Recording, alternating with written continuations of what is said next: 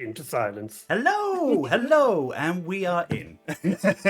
Hi, We are everybody. blurry. We are blurry. Yes. We are blurry, but Theo's You have to camera pose decided in to front of the refocus camera. just as we were coming in. It was perfect timing as ever. Okay. Hello, everybody. It is Sunday. It is a Some Other Heroes Day. Welcome to this D&D stream with queer dungeoneers. We are Some Other Heroes, your queer dungeoneers, your gay geeks, and your all-round lovely people. My name is Chris. I use he, him pronouns, and I have the honour and joy of being the storyteller and DM for this homebrew game set in 5th edition Dungeons and Dragons in a world of skyships and floating islands and strange magics and deep mysteries.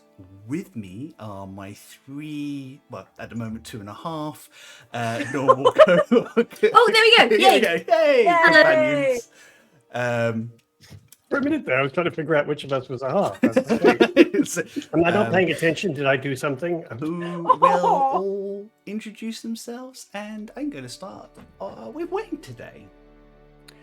Hi, everybody. I am Wayne. My pronouns are he, him, and I shall be playing the Dragonborn Bardadin Rock in today's game of Some Other Heroes. Thunderbar. Charlie. Hello, I'm Charlie. I use she, her. And today and many other days in the future, I certainly hope, so long as today doesn't go dreadfully Don't badly, jinx it. I am playing Aisling, my adorable Saw Warlock Zeta, who I adore. Yeah, we do love our little Sawlock, chaos child. I don't know what you mean. She's very demure. She's very calm. She's very put together. She's subtle. Absolutely. And last, but certainly never least, Theo.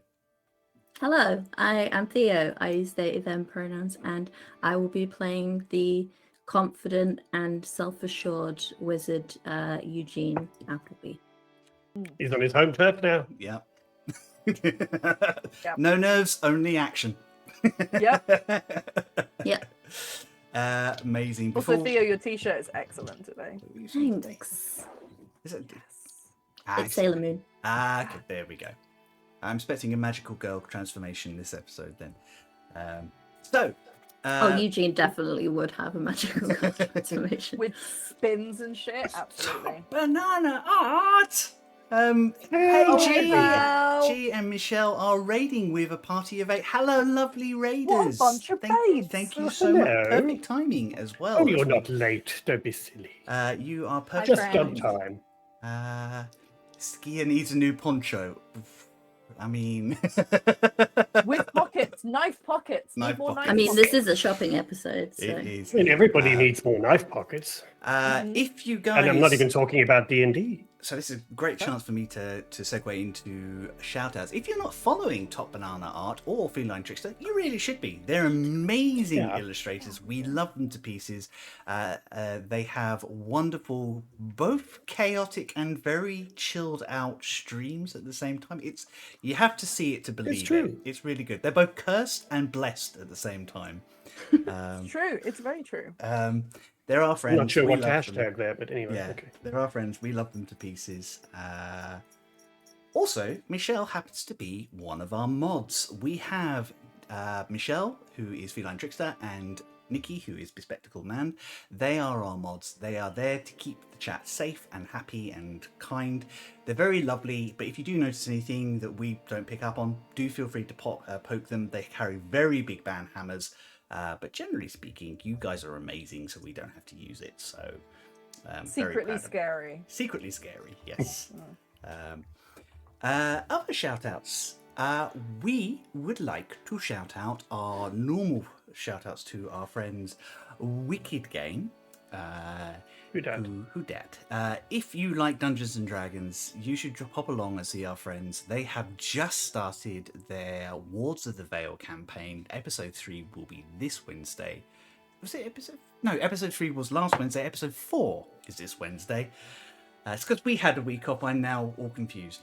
And it's very good. Lots of very strange and mysterious things. Lydia is fleshing out a completely new part of her world. It's exciting. There are giant crows. There are horse And some great accents. Can and I some just say, wonderful great accents. accents. Right? I was going to say excellent accents and hilarious contrasted character interactions. I'm so Enjoyed the jealous crap out of them. how good they are with their accents. It's really rude, isn't it? Also, I love Michelle's character's complete sort of difference from her previous character. Yeah, it's such a binary. It's great. We also would like to shout out our friends Dice and the Slice. If you like Dungeons and Dragons and if you like cake, and why wouldn't you like those things? You should have them together on a podcast. Join our friends Dice and the Slice as they continue their adventures through a maritime world with pirates and sailors and so many curses. It's quite ridiculous in the best kind of way. They are wonderful. We love them to pieces, and you should pop past. I think it's their off week this week, and then the week after is the new episode, but it's a perfect chance to try and catch up on some of the previous episodes, just to bring you up to speed with what's going on in the story. Kind of a bit of a self-interested shout out for this last one. Our friends, the Misadventurers League, have a ongoing vampire game for a little while, which has been a lot of fun. And last night, which you can watch on the YouTube, their YouTube channel, and next week, I am guesting as a player for a change, which is really good. It's Who said you can do that? I know, right? You left the gate open and I bolted. that was it. Fuck's sake! I told you guys to close the Outrageous. gate. Because Chris can't match my natural goth, he has to do it on roleplay games. Fair enough. Yes, very I well haven't known got for my your natural fan. I gothness. can't thwarp. Sweetie, I'll do It's it for a you. lot of fun. Thank you, Really, Dad. really good fun playing 5th edition Vampire, the Masquerade, with Hedge at the helm and a brilliant cast of people, some of whom may be in chat today, which is... hi, Callum. Thank you for joining us. So, yes. So Callum gets to see me from the other side today as a Games Master. I was wondering where you were going with that. Filth. Did anyone remember to put butter on Chris's feet so he could... I'm not going to touch that one. That sounds like some weird things. I don't get it. Am I stupid? I don't get it. No. Michelle, Nikki's been drinking. Take him home. Check on your boy. Someone explain it to me, please. Oh dear. Oh yes, I have an announcement which I have only just finished discussing with my cast. On the 1st of August, which is a Tuesday in a couple of weeks' time, it is our 2nd birthday. We are going to be doing an extra stream, and we're going to be doing another fireside chat. Or this time it's probably not going to be fireside because it's summer and very hot, so it'll probably just... Poolside chat. We'll do a poolside chat. Excellent. Yeah. There you go, Wayne. That's on you. We'll Oh, no, self-picked new overlays. new overlays, poolside chat overlay. We are just going to sit around. We're going to ask each other some questions. We're also Does that mean we can have cocktails? if you wish. yeah. It's also it's be an evening stream as well, so we'll announce full details on that, and also give an opportunity for people to be able to ask us questions. So what we do is the players will be able to ask me questions. Some of them I might even answer. I will be able to ask them. Tell us what's going on. Yeah. What is happening? I was literally just thinking, how do I phrase the question, what the hell is going on, in a way that Chris will answer? Done. But yeah, it should be a lot of fun, and there might be a couple of reveals that we're saving specially for the day. So, What? Yeah. What? What? Hmm? Nobody remembers. It's only 5 minutes ago. It's great.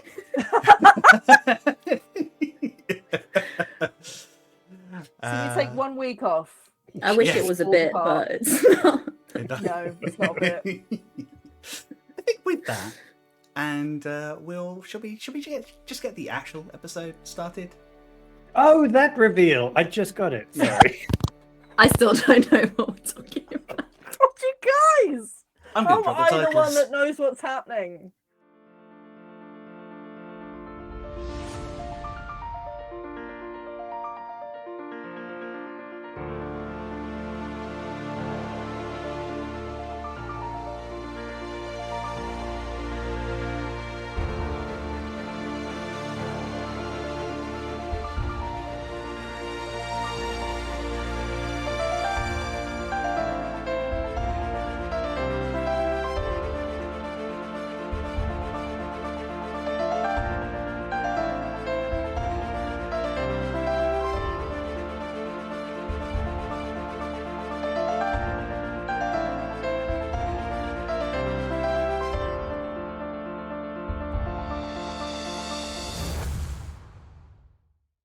First class travel. And we're back. Diamonds. Previously, on Some Other Heroes, the Chosen have travelled to the city of New Doan, the Golden City, the home of the free elves in the Scattered Lands.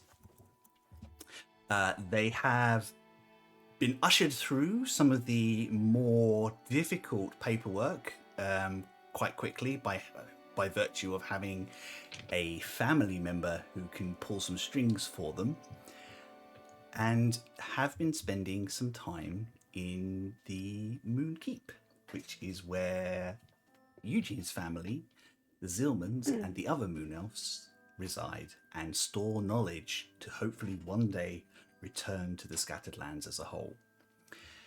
They met the amazing, the fabulous Grandper Zilman, Eugene's grandparent, who invited themselves into the meeting and then has made a promise to take them all shopping. And Aisling is on a mission to get adopted by them. The party also managed to spend some time with Sadia Zilman, who explained some of the methodology and reasons for being so careful and cautious in the city itself. A revelation of why Aisling was banished, soft banished, let's say, from the city. Banishment light. Banishment light, and her crimes against the city were revealed as she finally explained exactly what she did in order, poking her head out of a flap that she deliberately jury-rigged open during one of the New Doan's transferences. One of the special features about the city is it can vanish and reappear wherever it likes around among the Scattered Lands. Which Aisling adores. Should have kept a better eye on me. It's not my fault. Aisling just wanted to know how it worked, that's all.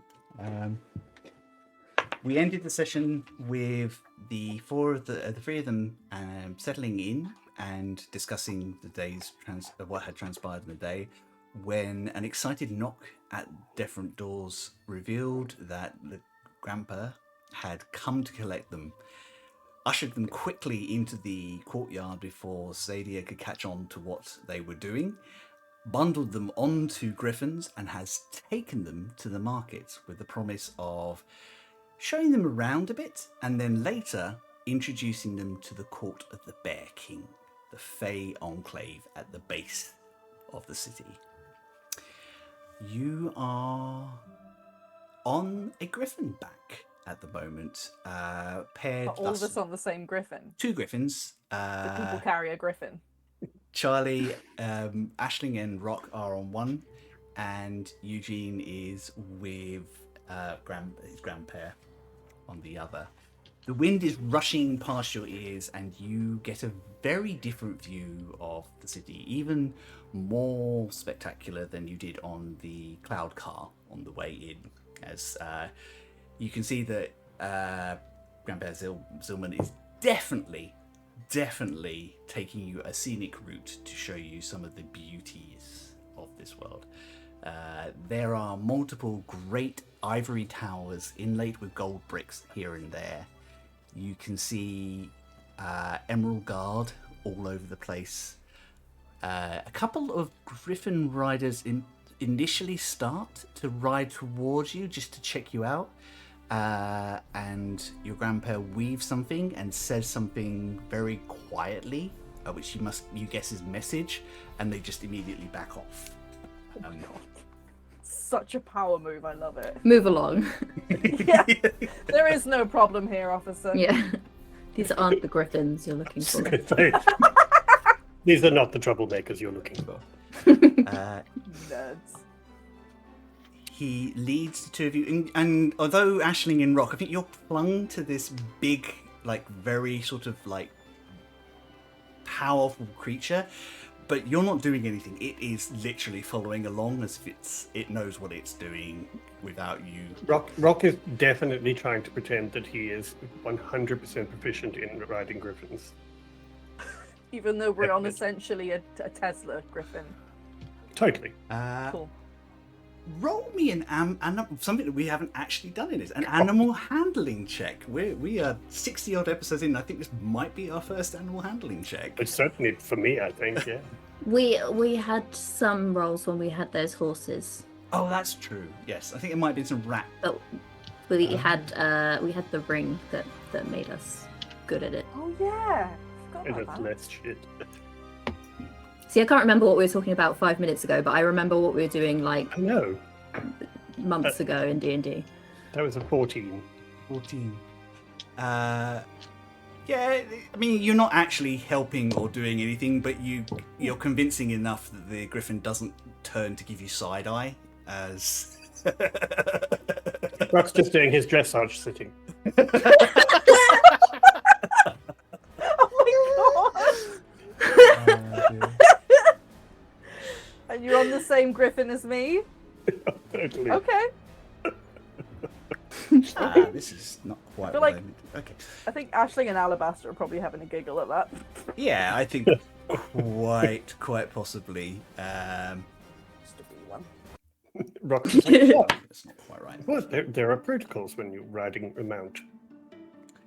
So the sweep down into the area that you first came in, this broad open area which is known as the Market District, or Merchant's Landing.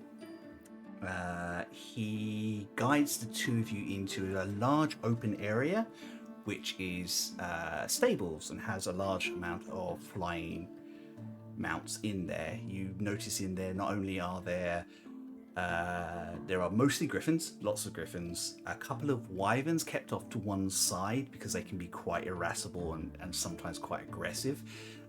You also notice, you don't see these very often this far south, but I think, actually let's have a nature check off of everybody. Okay. Well, no. 13 for me. 13, 27. 27. Got a Blimey. 6. I barely even 6. acknowledge that they're alive. To Aisling and Rock, you see these huge dragonfly-like insects with they deliberately, their carapace has been grown out and molded into the shape of a saddle, and they have something along the lines of a bridle kind of connected into their shell, the hard shell. Eugene, you know that these are mostly found in places like Malwind. These giant insects called Mara. Called what? Mara.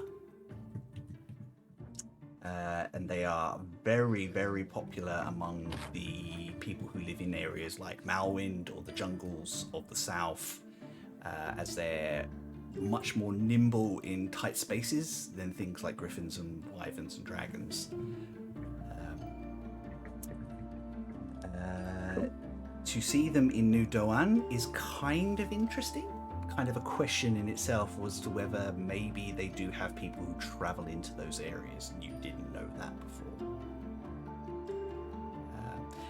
One of them just kind of, its eyes towards you as you're kind of looking over, and just kind of just little tiny proboscis kind of just a little bit smelling the air towards you, and then it just goes Hold back. your hand out flat, Yeah. otherwise they'll bite you. And then it goes back to like this, what looks like a nectared water that they've left them. I go and get an apple for them.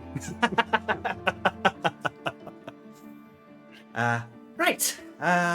So, have you eaten? Was my daughter completely useless and failed to manage to even feed you yet? Irrelevant.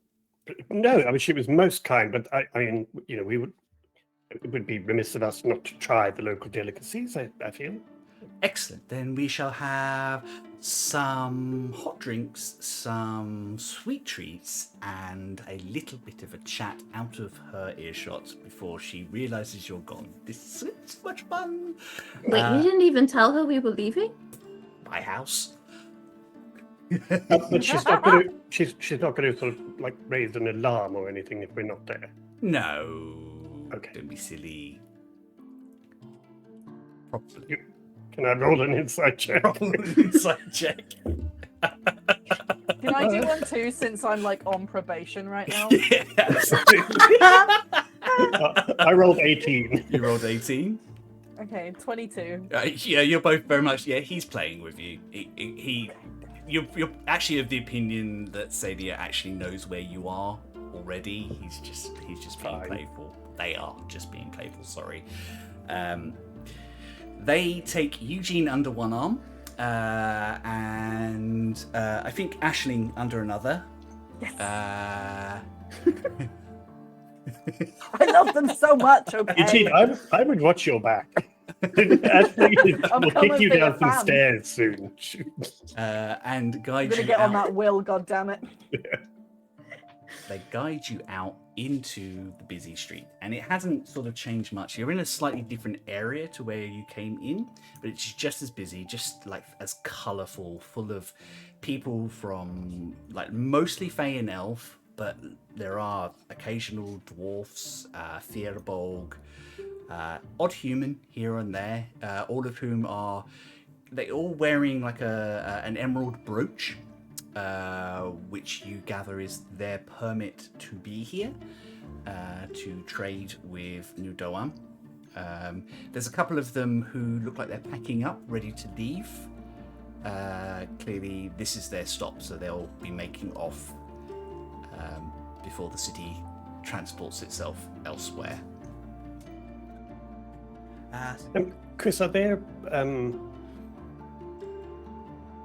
basically Rock is trying to figure out whether it's he would be less conspicuous if he like pulled up a hood all the way, or would that just make him stand out even more? Or so I just wanted to know if there are like people around who are dressed like that, travelers with hoods and stuff, so that he could just make it a little less conspicuous for the other people. Yeah, I think I'm going to make that an investigation check, because you're looking for particular types of details. Oh, that would be a no. That would be a nice big fat 6. Ooh, nice. I can't see, it's all too golden shiny. There's all too much going on. I think there are people with hoods, but you can't see any sort of consistency in it, and you can't work out whether they're holding hoods for a reason or whether they're drawing more attention or less attention. I think it quickly becomes overwhelming, as every single time you settle on someone you think is wearing a hood, they disappear into the crowd. There's just too many people. Well, I think Rock probably will pull the hood up, because if it's that busy, he's going to work on the basis that people won't notice him with a hood, as opposed to notice a white dragonborn. Yeah. Let's do a quick. Okay. In your Grandper weaves that symbol again, and in rocking your head, you hear, "Please do not feel you have to hide yourself for my benefit." I shall reply and just say, oh, no, it's not for your benefit. I just think it's generally easier right now. They nod. Right, anyway, I know just the place. How are you all with coffee and sugared goods? Oh, don't let Aisling have any coffee, but decaf, maybe you could have some decaf. yeah, I'm not supposed to have coffee anymore, but I can have sugar. They've not figured that one out yet. No, we've just chosen our fight, that's all. Wise. That sounds delightful. They guide the three of you through the throng, and you actually do notice that people kind of step out of their way a little bit. Do they look frightened? No, but Are they holding their nose and you throwing have up? an or insight check. Sure, why not? from all of us, or just Oh, Rock? my rolls are pants today. That's 12. 12? Just Rock all the lot of us? Insight. Oh, I got a dirty 20. Ooh. I got a 25. 25. So Eugene and Aisling, I think Rock, you're still very much like one eye over your shoulder at all times, feeling very Sounds out of painful. place.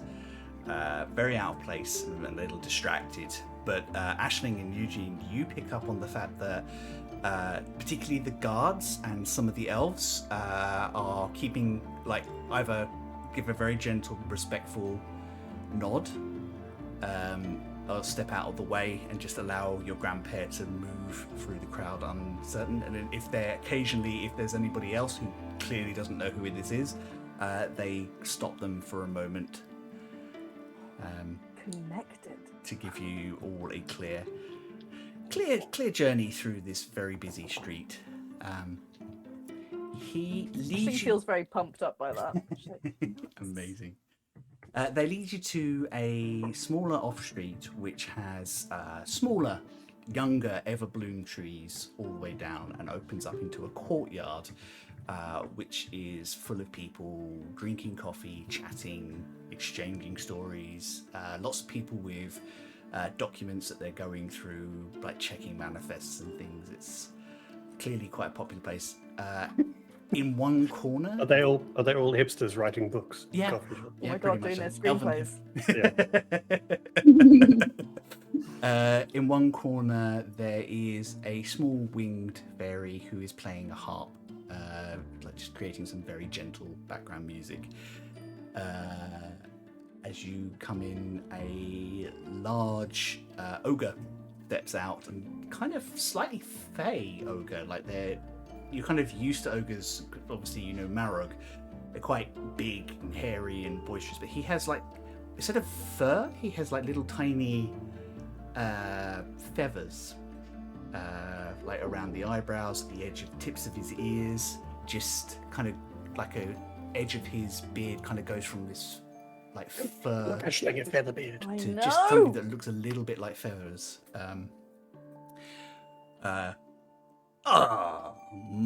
Major Zilman, please come in. Your grandpa points in. I am very pleased to introduce to you, Iron. This is my grandson. Look, my grandchildren have come to visit. Isn't that amazing? Certainly. It is an Hello. honor to meet you. It's nice to meet you too. And your friends? This. Oh, right. This is Aisling and Rock. Hi. Nice to see another Fae. And a Dragonborn. How rare.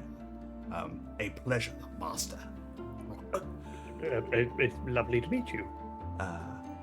Well, I will guide you to a good table, and then coffees all round. Oh, yes, please. Decaf it is. He sort of looks over at Eugene a little bit and is like, look, I'm being good. Yeah, I'm behaving, honest. He kind of guides you over to this kind of booth area, which is just outside, but it kind of still has like everbloom blossoms just kind of falling and just kind of dissipating as they kind of bounce off of you or the table. Don't land in your coffee. You don't actually landing in your coffee. It's just wonderful things. They don't leave a mess. It's really cute. So pretty. Which is also why everbloom blossom is so rare. Is because you have to catch it exactly the right moment. That's cool.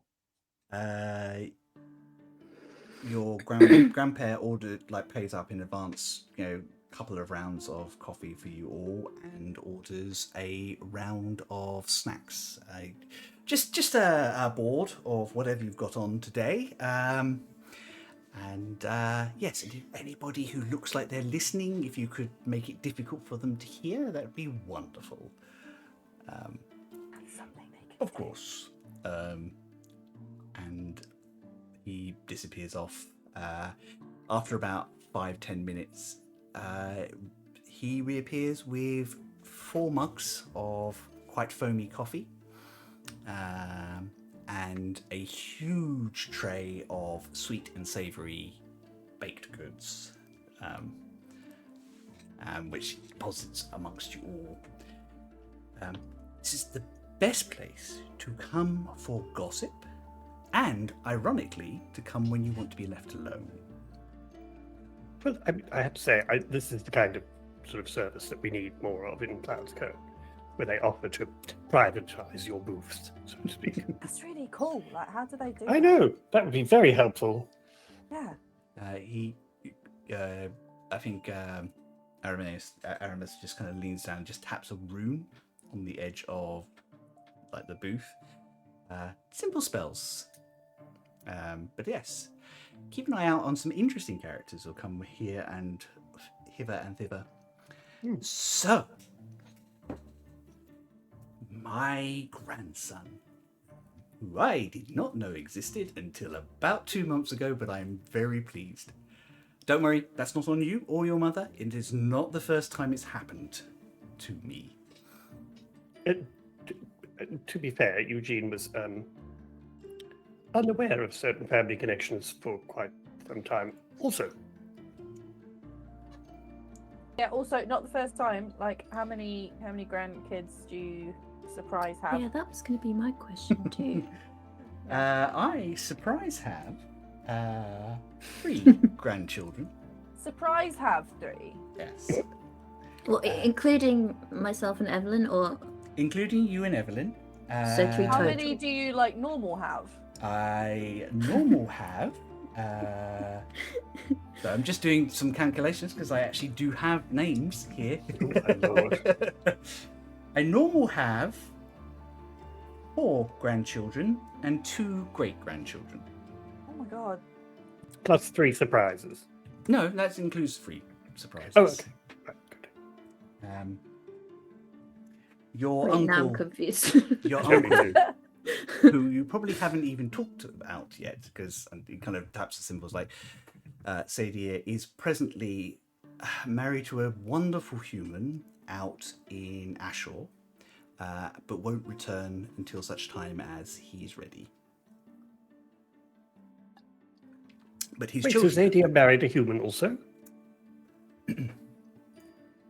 Valindra and Adara, have both married your uncle, Adara. Oh, I see. Zadia is the only one who stayed. And I keep trying to push her out of Nudoan to go and explore, but she won't go.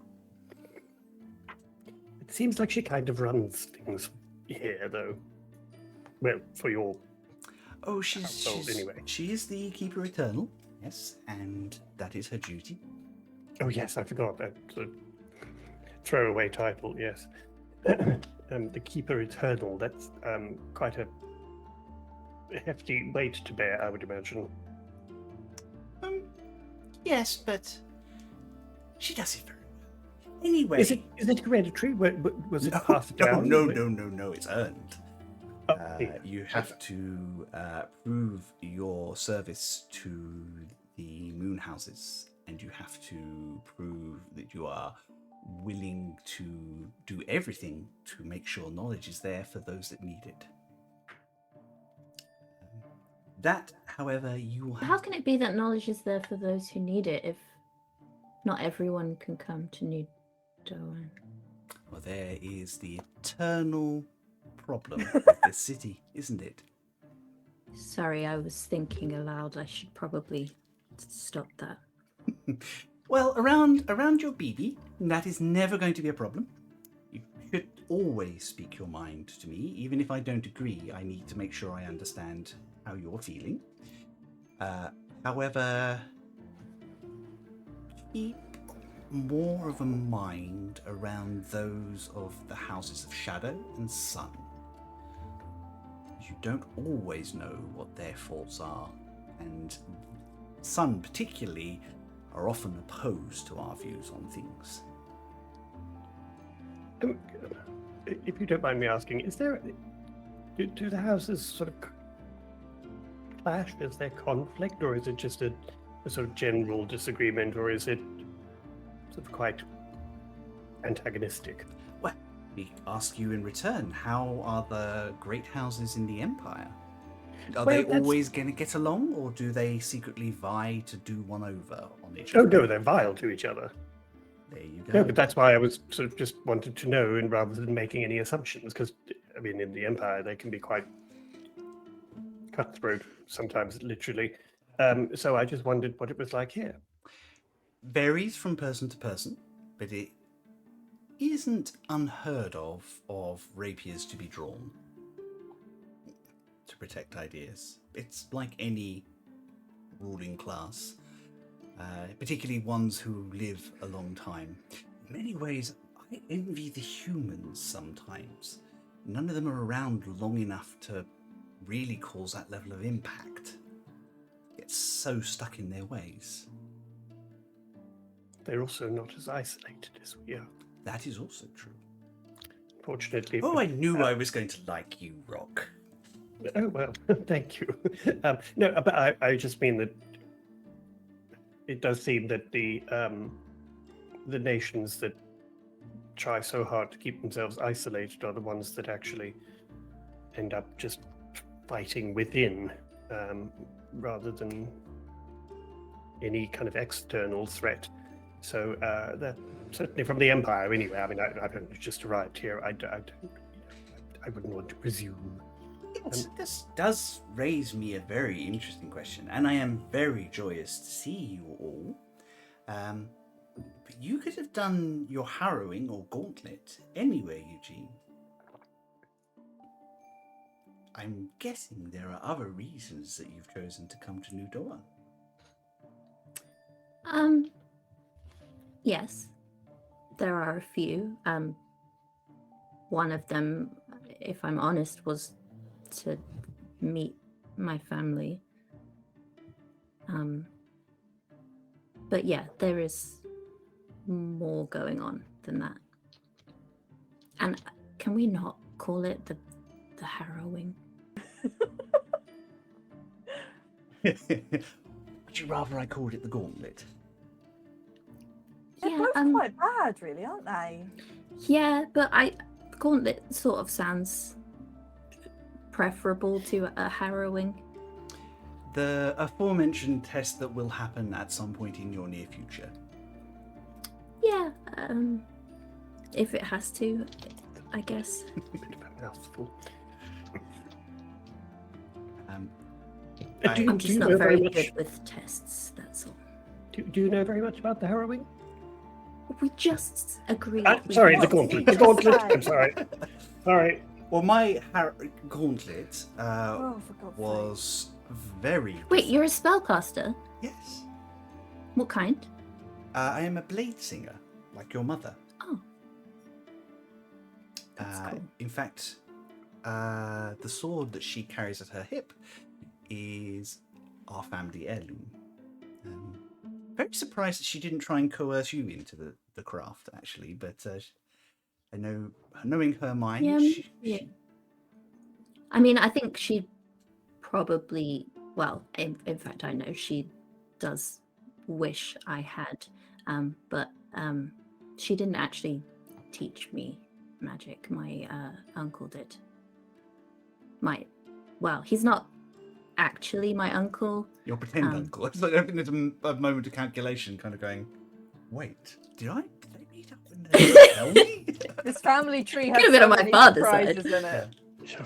in it. No, my father. Well, my father. I don't know how much you know about him. Only what has been passed back. Yes, your father is a hero of some renown. Rock's so over it.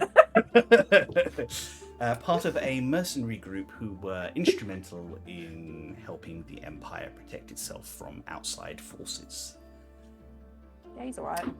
Yes. So, my uncle, who's not actually my uncle, Herb. He's. I'm not one jealous of if my- you want to call him your uncle. It's a very standard thing. Well, it's just confusing, I guess.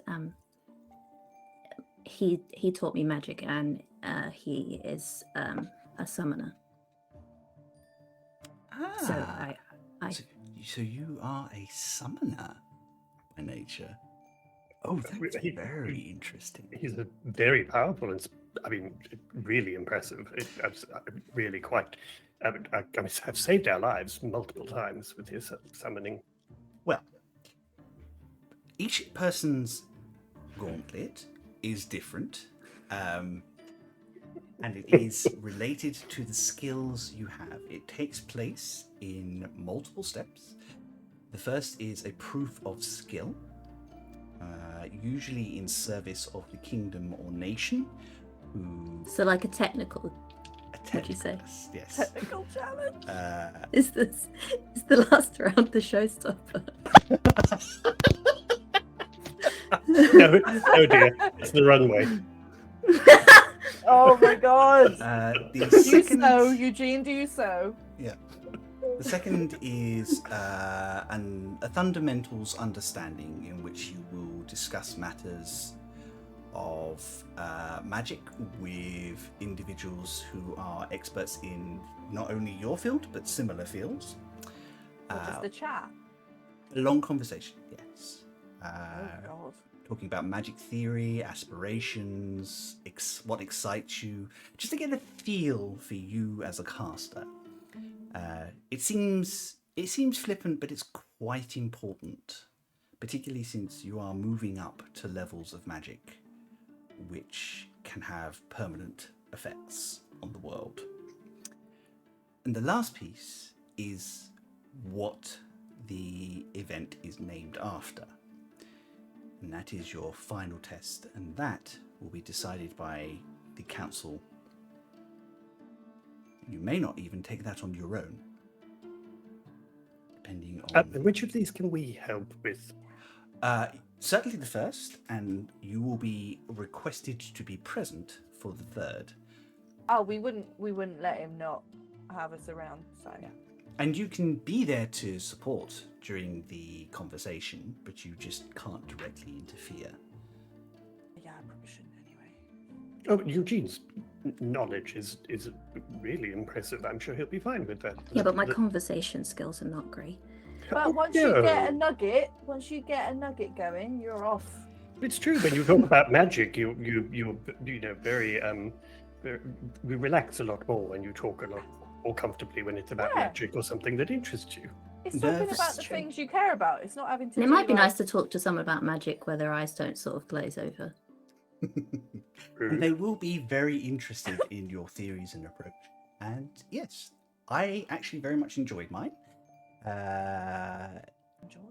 I'm going to tell you a little That made me truth. jump. I know. What was that? I think someone's phone buzzed. Oh. Made me jump. And I'm going It's to like right in my ear. I was like, And I'm going to tell you a little truth. This little excursion is twofold. One, so that I can get to know you and your friends a little better. And two, so that I can call in some favours to make sure that there are people who are assessing you who are, if not friendly, at least not antagonistic. Wait, I why mean, would they be antagonistic? yeah, is that likely? Possible. Someone's gonna start shit. Not to try and hurt you, but they might deliberately position themselves to stop you from gaining any further power. Absolutely not. I'm afraid Why would someone do that? You have walked into a bit of a nest of vipers. But it's all right, because Starting to think this is a bad idea. Oh, no, this was a very good idea. Because your BB, and I think he grabbed your hand at this, knows lots of people, and it's got lots of favours to draw in, and we're going to do that today. As well as shopping, yeah. As well as shopping, yes. And Actually, after the shops, yes. and Could I? I don't know if this is a rude question. I don't believe in rude questions. Well, I do believe in rude questions, but I find them funny. Well, I'm not. Anyway, do you mind if I ask how old you are? Yes, I do. Okay. Next. No, that's fair. I respect that, BB.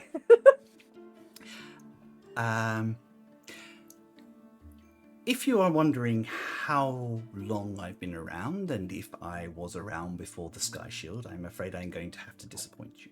I have only been alive since the Sky Shield was in place. Why would I want to know if you were around before the Sky Shield? Because it's one of the first things a lot of people come in ask. Do you remember the time from the land below? Well, unfortunately, I don't.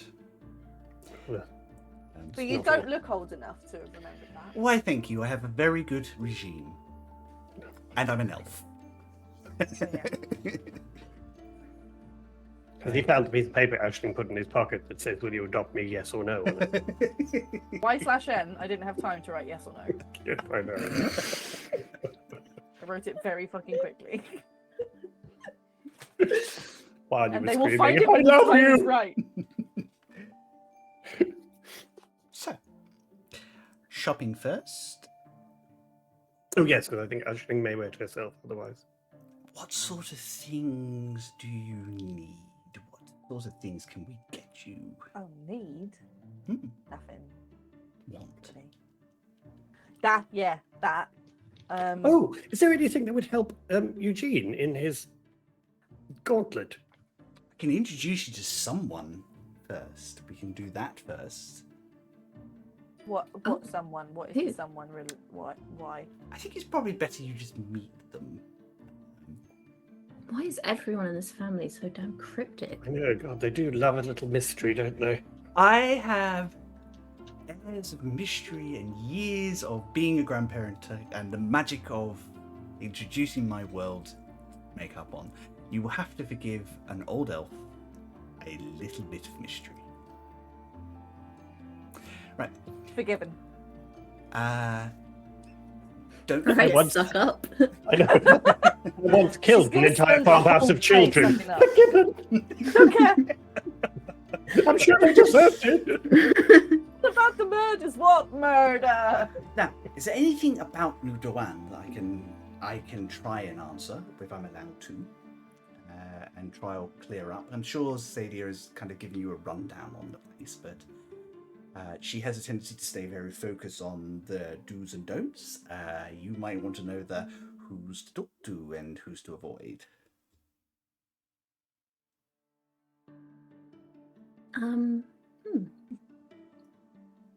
Are there any like really good magic shops? Like, where's the best place I should go? Funnily enough, that's exactly my thought. We are going to go to the Clever Winged Lion.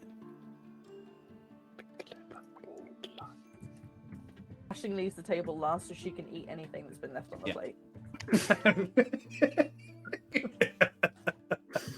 There was a whole tray. Yeah. I love the way we literally haven't even got up to leave yet, and Charlie's like, "By the way, Ashling's eating the leftovers." Yeah. I just want to stake my claim. Why don't you put them in the cheese bag of holding? Hey, I've put a reed diffuser in there. It's cleared out now. Oh my It's God! fine. What did you put the rose smell? Yeah, it's all good. That go down That, well. that sounds lovely. At some point, someone's going to have to turn that bag inside out, and it's going to be horrible. It is not gonna Not going to be me. me. I got my own bag of holding now. Wise. And quite frankly, I will carry my shit rather than putting it in Ashling's bag. That's why you got the extra arms. That's why. That's why you got ripped. Yeah.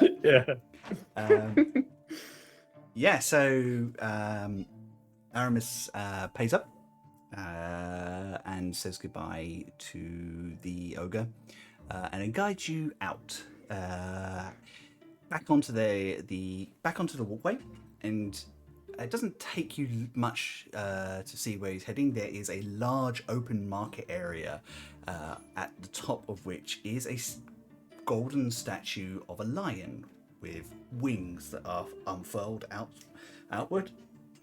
It's very busy, lots of people in and out talking and trading, like lots of outsiders trying to trade goods or sell goods to the stalls itself. And this seems like it's it's not only a marketplace, but it's also a trade post. It might be where a lot of things are assessed before they are sent up to New Doan as a whole. As the four of you enter, there is a small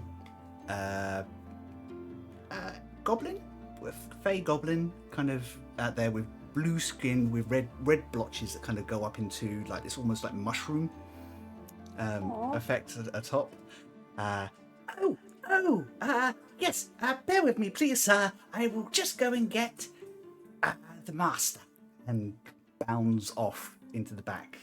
And a moment later, a very tall looking, a very tall, very pale looking figure with feathered ears, blue hair that seems to sway by itself. Limbs are just very long, very slender, beautifully dressed in silks and tails, big dark eyes, and a broad, beautiful but very sort of serene smile kind of gently floats in. You haven't seen many changelings out of their hidden forms. You've only seen Kaja. This is a different changeling, very much more fey. And they kind of wander over. There we are. The ex-major Zilman, come to buy or sell or just to gossip. Oh, can't an old elf do all three, my friend? This is Adden with the 1,000 words, or you can just refer to them as Adden or Master of the Markets. This is my grandson, Eugene, and his companions, Aisling and Rock. A pleasure, all of you. Oh, you're beautiful.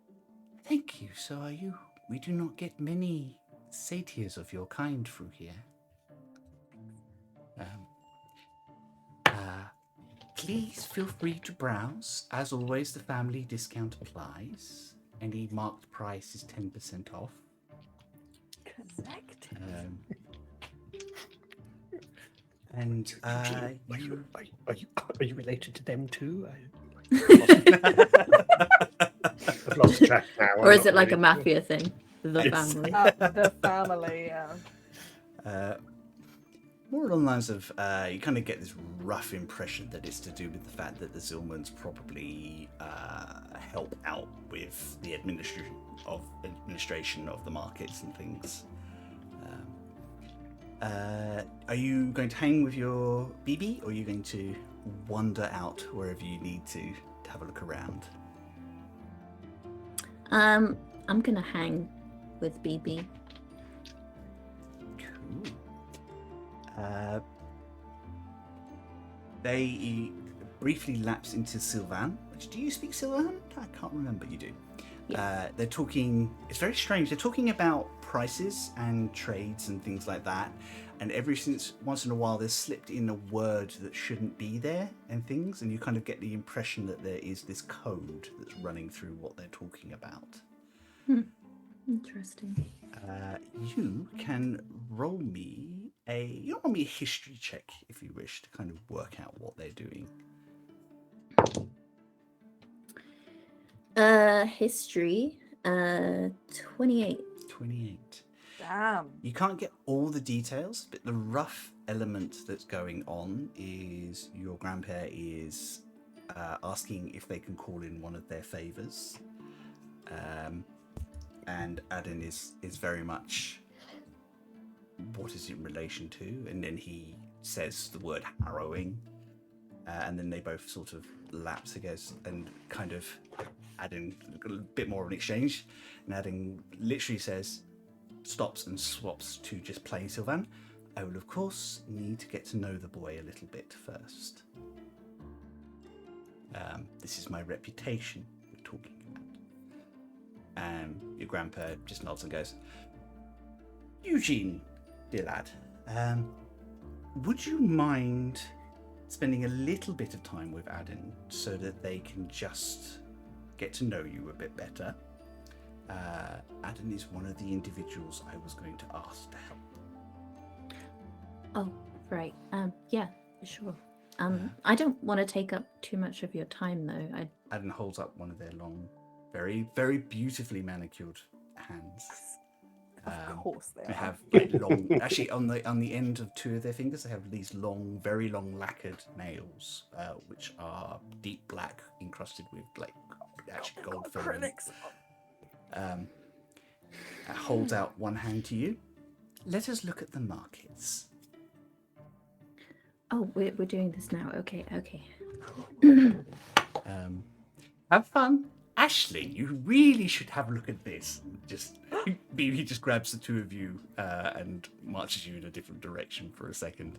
I think Eugene kind of has a panicked look exchange with Ashling or Rock or whoever he passes. Like, You got this. Yeah, Rock's gonna just into Eugene's head. He just hears Rock say, "You'll be absolutely fine, and we're nearby." We're right here. Don't worry about it. Adam just moves you through and starts showing you some different things, like all sorts of things, like some weapons and some things, and starts explaining where they've come from, how the markets work. And then every once in a while, when they're certain that nobody's listening, they just go, "So, what school of magic do you follow?" oh, I'm a summoning specialist. Do you summon? So the School of Conjuration. Summoner. Haven't had one through the city for a while. Are you bonded to anybody? How do you mean? Have you made pacts of your own? Oh, yes. What nature of creature? Celestial. Interesting. How long have you been under that pact? And at this point, you kind of see them weave a little bit of magic, and you can realize that they're kind of doing a detect magic on you. Their eyes then sort of change hue from this deep black to this like gentle blue for a second, and then flip back.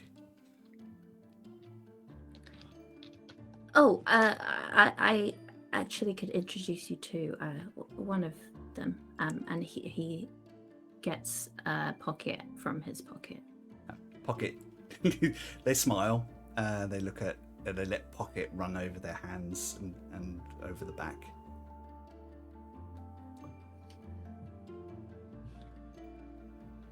Then kind of put it back. Pocket is very protective. You're saying nice things. I am intrigued. I am not a wizard. I am a sorcerer. But like you, I had to undergo a test to prove that I was safe to be allowed to continue to grow in strength. So I am sympathetic, as most casters will be, as to where you are. I'm not very good at tests, honestly. Think of it more as not proving yourself. Making a stand. Not very good at that either. Making a stand for your own magic. And you are confident in your magic. Well, yes. Good. Yes, says Eugene with a question mark. From here, the creatures that you will learn to summon will become more powerful and more unpredictable. It is important that we know that you can control and support them whilst they are in the world. Being torn from another realm into this one can be excruciating and frightening. Do you accept the responsibility of what you do? Yes. Then it would be my honor to stand on your council. Thank you. You're welcome. And they just lean down, kind of take you by the shoulders, not too like in a forceful way, just kind of looking directly into your eyes, and then there's a sort of hint of a smile. God. Hint of a smile. Eugene's definitely blushing. You will be fine. I sense good things about you. Thanks. Now, as a gift, are there any spells? Oh, really? You don't have to. Your grandpa has insisted. Are there any spells that you would like to get? Obviously not beyond your current ability. Yes. And the more expensive the spell, the less likely I am to part with it. Is there a fireball too? Electric boogaloo.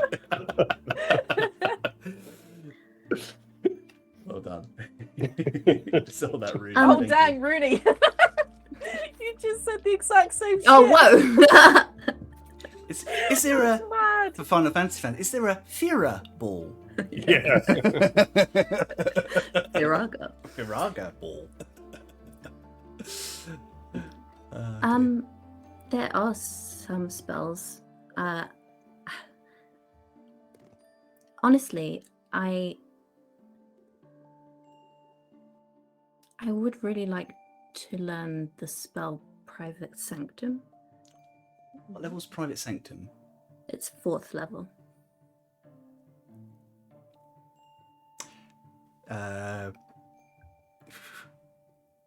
Private Sanctum? It's a 4th level spell. And right near you, you hear BB go, well, of course I'll pay for that. Don't be silly. Put it on my tab. You I'm just hear that hoping side. that- Sorry. Yeah, you guys just literally just hear BB just suddenly spurt that out. And carry on. Very well. Leans into their coat and pulls out a scroll with beautifully written handwriting and a seal for you. Thank you. Thank you, Grandper. I'm hoping that I can. Well, it was my plan to alter it somehow. Oh. Well, learn the basics, practice the spell, and then what you grow from that. I'd be interested to see if you can get that done before your test. Well, I'll give it a go. I was hoping that. So a while ago, I was able to, with the help of another wizard. I mean, a lot of it was his work, honestly. But we were able to put a spell. Not Private Sanctum. That's the spell I'm talking about now. Intellect Fortress into an object to protect its wearer, and I was hoping that I could try and do something I mean, I know Private Sanctum is a much higher level magic, but I was hoping I could somehow use it to imbue into an object. Interesting idea. I want to protect my friend. She keeps getting scryed on, and I know Private Sanctum, it protects the space, so I was thinking if I could put that into an object, then she could wear it and then she'd be safe. A very clever idea. One worth pursuing. Study the spell, learn its fundamentals, and then you can start crafting. Enchantments are not easy, but they are, if you've done one, even as an assistant, you know the basics of what you need to do. I look forward to seeing Eugene's Sanctum of Defense in action. Me too. You notice at this point in time they've kind of wandered you back round to where your friends are. Now, I will see you in a number of days when things are prepared. In the meantime, if you are ever this way, you feel free to come and browse. The family discount is extended to you, and while your friends are with you, them as well. Thank you. Major. And BB kind of goes, oh, don't be so formal. Gives them a hug in which you can see they're slightly awkward for a second, and then and they just kind of melt into it a little bit. Much taller, even than your grandpa. And they gently drift off into the background. Everything all right? What happened? I think it was a success. Of course it was. Good. I knew that they would like you. They have a good sense of people. That's why And they are Pocket master of helped. markets. Pocket helped. What did Pocket do? Oh, he just, was Pocket. He's kind of irresistibly cute, isn't he? So It is very true. Do you guys want a list of the things that are available at this? Yeah. yeah. Yes. Well, either that or we've got the next 2.5 hours of us going, do you have this? Okay. Do you have this? Do you have this? How about this? You can get any of the basic sundries that you would normally get, plus I don't want basics, Chris. potions. I have just put it That was into with the such roll passion. 20. Give me the weird shit, Chris. I am Right. not a basic bitch. There's a 10% discount on everything in there. Yes. Oh, yeah, that's true. I don't think I can afford anything, but anyway. Oh yeah, what? There's a goat. There's a goat. You're fucking kidding me. Which It's goat? really, really expensive though. We cannot afford it. I was gonna say, what kind? Did we have any? Did we You've get got a given any pocket pocket goat. money from our ship from selling the stuff? No, not yet, because where you were, they need to actually go and sell some stuff. I think I gave you the money they managed to get. It wasn't as much this time because of where you were. How much was it? Because I completely forgot to Can't have remember. I'm sorry. I need to go back and look at that episode. Okay. Okay, well, I'll I have to have a an look But I at know that indeterminate it was amount of money. divvied out already, so it should be on your character sheets. Oh right, okay. Uh, Forgery kit. That sounds fun. I might have Forged it adoption written down, papers. actually. You've already got that. Okay. I don't think mine are very convincing, to be fair. Oh yeah, the goat is a lot of money, huh? I like that it's ivory goat bracket terror.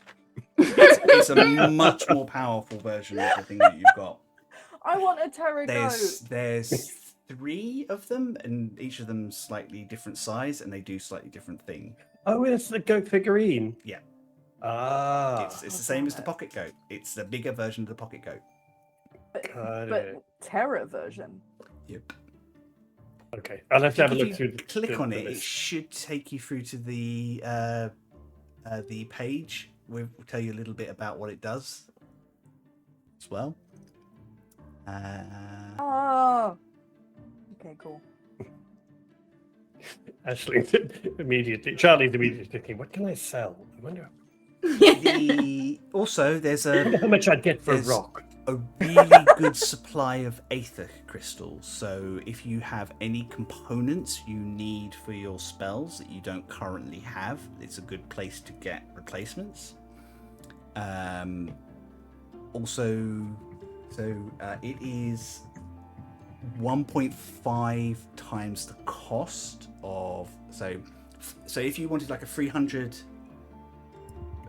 diamond for a component, you could also get ether crystal, which has multiple uses, and that would be 450.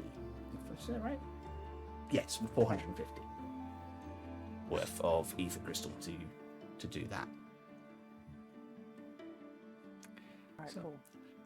So these guys have now got a shopping list that they're looking at. Sorry. It's always Yeah. happens.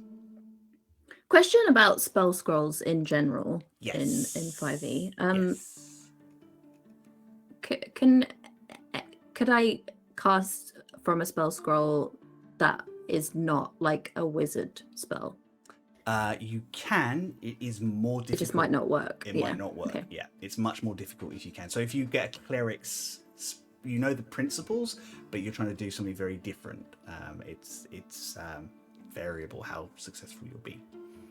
Okay. And it's be only one time use Yeah, as opposed to a sure, wizard yeah. scroll you can copy. I just thought in a forever. pinch it might be useful to have like pass without trace.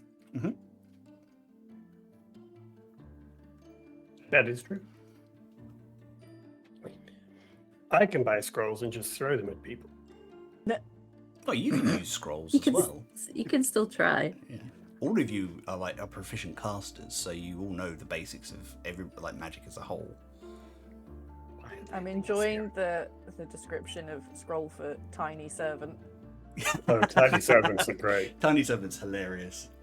Oh my god, the things that I could animate randomly. Play an artificer sometime. Play a battlesmith artificer, take a homunculus, and then cast Tiny Servant, and then just basically watch your poor DM have a nosebleed. Okay. Good. I'll have to go through this list because it'll take me forever. That's cool. If you want to retroactively buy stuff later, just let me know. Just keep that sort of in mind for later. Cool. And we can just kind of say, oh, you bought it at that point in time, or you go back later before you head. Sure. Oh my god, there's a +3 rapier in here. Still doesn't. I was gonna say, My sword. Fang of Oh, Navarre yeah, that's a is good point. probably slightly better. Yeah. The bastard Oh my sword. God. So, finishing up purchasing whatever you need to do. It's a good time to top up your healing potions, by the way. Yeah, I was just about to check what they're looking like. I do Oh, I have a got couple. 3. I'm good. Yeah. Because every time I've died recently, people have been able to either give me one of their potions or spare the dying on me. And we did top up before we left, actually, didn't we? Because I've still got a I few. think I think so. so. Or you guys haven't. I haven't been challenging you clearly. Just need to. I do. stop No, I working. do remember No, us that's having a not what we- conversation about. No, Ashling's gone down a lot. We're going to take extra potions. Maybe that's where your extra coin went. Yeah. Boring Oh, wait, stuff. we did do that. Grocery shopping. I want to buy fun things. Yeah, we did do that. We used some of the money from the boat and divvied up to give each of us healing potions. I could have got a gun. That was a while ago. There wasn't a goat at that point, actually. Also, the goat is 20,000 I gold. don't think Worth we've it. ever I don't had think enough. we've ever had even close to having 20,000 gold. Worth it. Collectively. I'm going to crowdfund a fucking goat. Rock's going to sleep in his armor for fear of having Ashling take a kidney and sell it. I'll just take The one. ivory You've goat got of another terror one. becomes a giant Oh. goat for 3 hours. The goat can attack, but you can't. But you can remove its horn and use them as weapons. One becomes a lance +1, and then one becomes a longsword +2. And everyone's scared of it. And everyone has to roll, or they're scared of it. It's quite a powerful item. That's why it's so expensive. So cool. And I like that it can't attack, so it just appears and then just stands Yeah. there chilling. Yeah, I am going to be here and scary, and also you could take my horns off and use them as weapons. That's pretty So cool. extra. Um, I quite like my mini goat I've got at the moment, though. yeah, they're fun. My little pocket goat. Remount. So, Aramis guides you away from the markets, having said goodbye to people. Once you've kind of made any purchases you need to, and you kind of do notice that they have also secured some papers and some materials for writing for the spell casting and stuff. And as soon as you're away, they kind of deposit them a little bag of spell casting goods for Eugene. So Aw. you have about Yay. 500 gold's worth of writing materials. Nice. Damn. Blimey. So definitely spoiling you at the moment. It really is your back to school kit, isn't it? Yeah. Got a little Parker pen in it. I actually do have quite a collection of spell scrolls that I need to learn at some point. So that's Yeah. handy.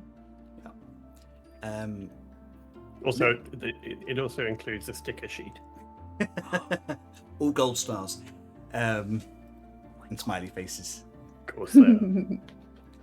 They next lead you a little bit further on. So, the next person I'd like to introduce you to is Oh, there's more.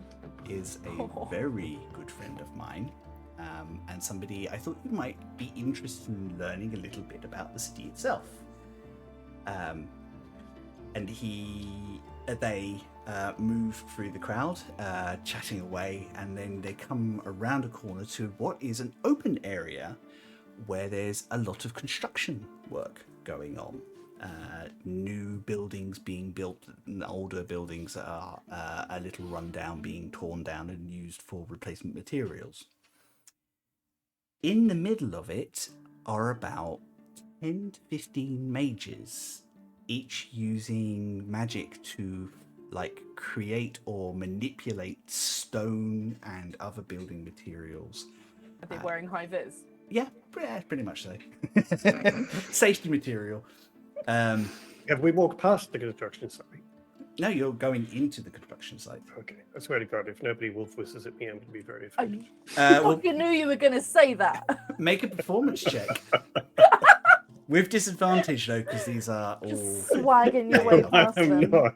Hello, boys. My Martian Madame walk. Amazing. Oh my god. No, I'm not. I'm just kidding. Um, Actually, I think what probably really is more likely is Rock is going to kind of very much hang back behind everyone and kind of stand at the back. Just because he doesn't know how anyone's going to react to him right now. So he's there, but he's just kind of letting everyone else go first kind of thing. This is wild. Not used to this at all. they lead you in, and there's a few nods and like milords and things like that. And you can beyond these wizards, there are some quite more bigger built elves and fae and half elves and the like, who are actually doing the construction. All of those arms, Rock. I know. Roll for arms. Oh, I got the vapors. There is in the center of them a older looking, probably about the same age you roughly guess as your grandpa. Dark mahogany brown hair and skin that's very nearly the same color, and brilliant, vivid green eyes. Quite well built, but still has like a spell book at their side. They are presently in conversation with a couple of the wizards, talking about the quality of the gold that they are currently creating for the fascia of this building that they are developing. And they stop immediately as soon as they notice the lot of you arriving, and a broad smile, and goes, "Well, look who came down from his high tower to see the rest of us. What's the matter? Bored? Fancy a proper day's work, you old devil?" BB just broadly grins. "Oh, no. The sweat alone over here is just overpowering, frankly. But it is very good to see you. This is my own notes. Andreas Linois. Good name. Nice to meet you. This is my grandson Eugene, and who I mentioned the other day. And this is his companions Aisling and Rock." And kind of glances at the two of you. "Well, Rock, if you ever want a job, you look like you can handle yourself. Oh, stop. It's nice to meet you, a lot of you. Gonna be doing a harrowing, are we?" Gauntlet. Going to We be doing a don't gauntlet. Yeah. What? Terms matter. Or whatever. So, as you can see down here, we are involved with the building side of things. It's all a bit more rough and ready. What do you do to help the little people? People have houses, practical stuff. Sorry, what's the question? Are you asking me a question? Yes. Who are you asking? Yeah, it literally just turns to Eugene and goes, "So what are you going to do to help small people that need it? How does your magic help?" Well, I guess that would depend on the context. All right. It's kind of a broad question. So I build using my magic. We make things down here. You're what kind of wizard are you? I'm a conjurer. Oh, okay. So how have you used your magic to help people? Well, Eugene just has this in his head. You have protected hundreds of people. Right. Yes. I've used my magic to fight a god. Yeah, match that. brick boy. Brick boy. And help protect the inhabitants of an island. Kind of glances over to your grandpa, who just smiles and nods. All right, good answer. But you need to be more sure, and he kind of gives you not a like a thump, but just like a gentle tap on the arm with his fist. You need to be more sure. God. Oh god, how Eugene's much AC damage is does so low. I'm gonna grab him. Oh shit! Spare the dying! Spare the dying! Hey, it's a whole 15 now. Wait, is that AC or hit points? That's AC. I Fine. have at least 4 times that many hit points. There you go. Damn. And we're very proud of you. Yeah, Andres is very much. Just You just need to be a bit more sure of yourself, I think. But that comes with experience. All right. You got spell slots to waste to help these guys get something up for a second? I just want to see you cast a spell. yes, sure. What do you need me to do? Hey! Just let the Emerald Guard know that I'm inducting a new spellcaster. They're not to worry about anything weird happening here for 5 minutes. You see this half-elf kind of like get up and scurry off very quickly. Eugene needs a wizard hard hat. Yeah, so Balancing on the top of his. Yeah, now I'm not expecting you to turn stone to gold or anything like that, but maybe you could summon something to help them get that outer wall up. How fucking angry would she be if you summoned her? To carry a couple of bricks. To do some construction work? Oh my god. As soon as he said that, I was like, I don't think this is going to go down well. So fucking funny. She just comes through like, really? Oh my god. Do you need me to fight another god? No, but if you could just move that bag of cement over there, that'd be great. Yeah, Thanks, that'd love. be great. Thank Never you. mind the burgeoning war in the No. Realm of Justice Shadows. People that need babe. Eugene will cast Summon Elemental. Conjure Elemental. Nice. Which one is it? Conjure. Elemental. So the purple door appears, and through it comes like a big kind of lumbering golem type thing made out of stone and earth, basically, that kind of pulls itself from the ground. Kind of pulls itself up with little tiny purple eyes. Kind of looks at you. If you wouldn't mind just moving some stones, that's okay, right? Kind of Thanks. howls, and then kind of moves over.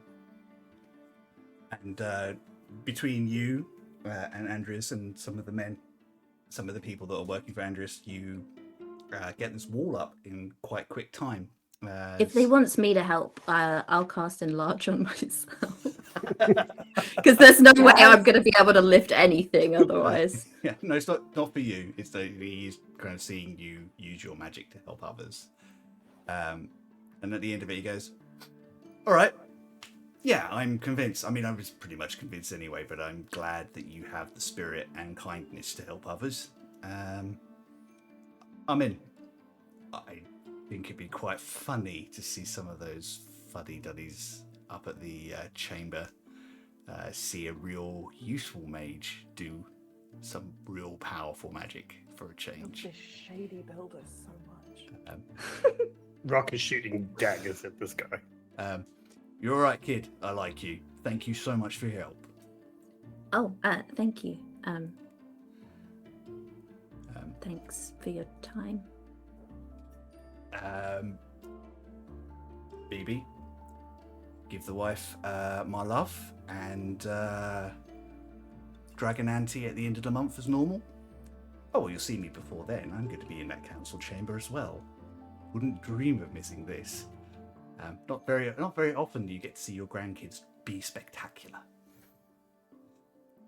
Anyway, those are the two individuals I can introduce you to at the moment. I have one more person I think we should chat with, but that requires us to go down. Is this why we're going to the Bear King? Don't miss a spot. Also, Wait, don't we need outfits for the ball? You've not been to many Fae parties, have you? No. I don't think it's going to be a ball. Yeah. How comfortable are you with nudity?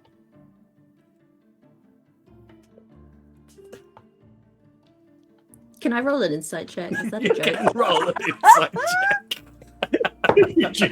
Is that I a didn't joke? roll 20 to see if something was a joke or not. That is very out of character. That ain't right. That ain't right. Eugene is growing. Yes, it absolutely was mostly a joke. There is no expectation you get that you need to be naked. However, it's probably, knowing the Fae, it's probably going to be a little chaotic. Okay, well, at least I can start to prepare myself for that. Nothing worse than Fucking surprise stoked. nudity. Also, I am under the impression that Aisling never formally introduced herself to the court when she was here before. Nah, people didn't know me. Ashley No. doesn't really do formally. And she doesn't do introductions so much as entrances. So That much is very as fair. my reputation may precede me. They should I have a definitely- badge, you see. Oh, dear. Yeah, Ashley doesn't do entrances either. She does more of arson. Yeah, that's it. Normally arson. That's Eugene. What? I've never set anything on fire. Well, I mean, okay, fine. Mhm, Point yeah. taken. Mhm. And I did arson when I was a kid. You're doing it as a grown-up. that's worse. Yeah, but I'm not just needlessly setting fires to things. Those were combat experience. What's the word? Situation. Situations. Yes, thank you. I think at this point in time, Aisling and I can stop Eugene casting fireball. are Oh, a no, Never no, stop no. casting fireball. No. little bit ahead, and Grandper is right next to Rocco. So, would you like to meet your representative? Would I know who they are, Chris? No, you've been away from the Empire far too long. The last one that you kind of knew was you didn't really know who they were, but the last one you knew who they were was Delilah's father, Count Devereaux. Got it. After that, it was handed down to some different people because the Empire has always tried to kind of overtures with New Doan, but New Doan has always been very much like, "Now we're good, thanks." But if there's somebody here, that's an interesting development. I feel like I would. Do you know them very well at all? Not very well, but they are. We've crossed paths a couple of times, and I found them quite an interesting character. I feel like I should. Yes. I will make. Although we don't need to go out the way. No. I'll make arrangements so they know that you're here, and we'll have them up for tea or something. Do you know their name? I do, yes.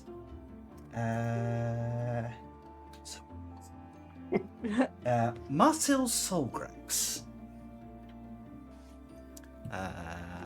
Roll me a history check. Sure. Rock. Oh. That's a definite no. Definite no. What'd you get? 7. 7. Solgrax's name you know. It's one of the great houses, but not Marcel. Okay. When are we going to do that? Oh, not right now. We're busy doing fun things. We can leave the Oh, stuffy good. stuff Yes, later. I didn't potentially want to ruin the day. Do we need to take anything to the Bear King? Oh, no. Offers. Do you remember this is... Wait, based on your previous question, is it Bear King, B-A-R-E, or B-E-A-R? They just tap you on the shoulder and goes, well, that will be fun to find out, won't it? Oh, super, let's go. And I think they lead you back towards the Griffins in preparation to take you down to the Fey Courts. And that's, I think, is a great place for us to have a break. We will be back in about 10 minutes, 15 minutes, 1:45. Let's round it up. 1:45. We're going to have a stretch, grab yourselves a drink. We will be back, and in the second half, we will meet the Fey Courts and the Bear King. So, in a little while. Where's my intermission gone? All about.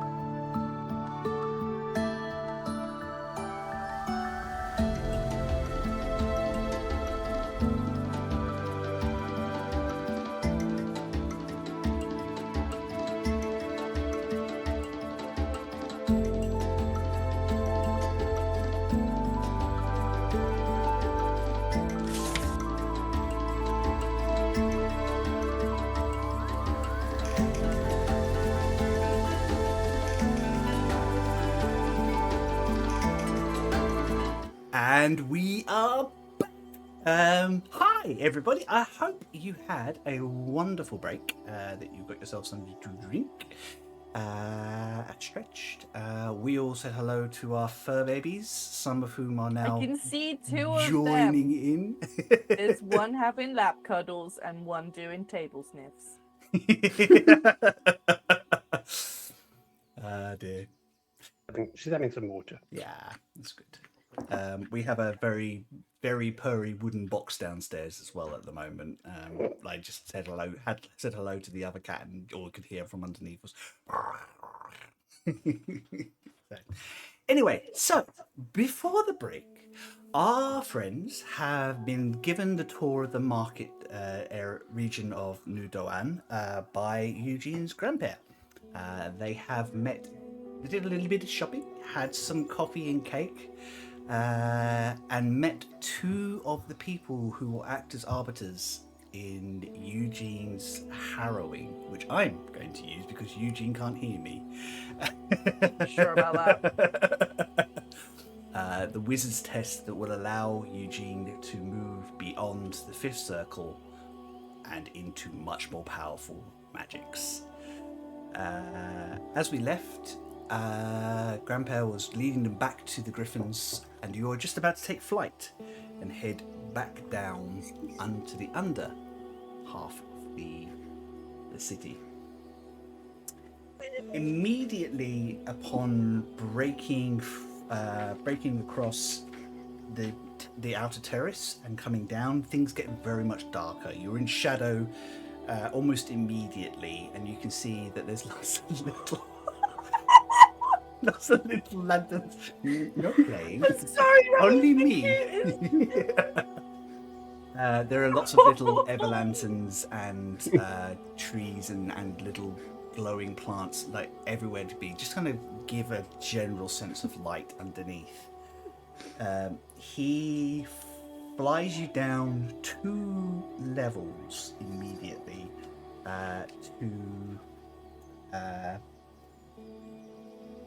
to an outer kind of terrace where there's lots of different areas. There's kind of few creatures here.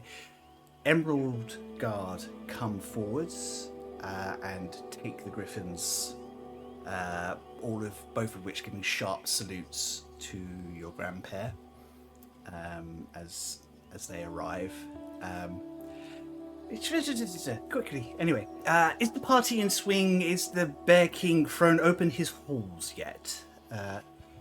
No, sir. They are still waiting outside at the moment. Good. We're not late. That's always the fun bit. So, and kind of just guides the three of you on. Have you been to Fey Enclaves before? Do you know we have? Ooh, which Actually one? grew up in one. Yeah. Kind of gathered that Aisling would have a general sense of things. How much do you know about the rules of hospitality? Only what Aisling tells me. So, do not take anything that is not given with exact instructions as to why it is being given. Yes.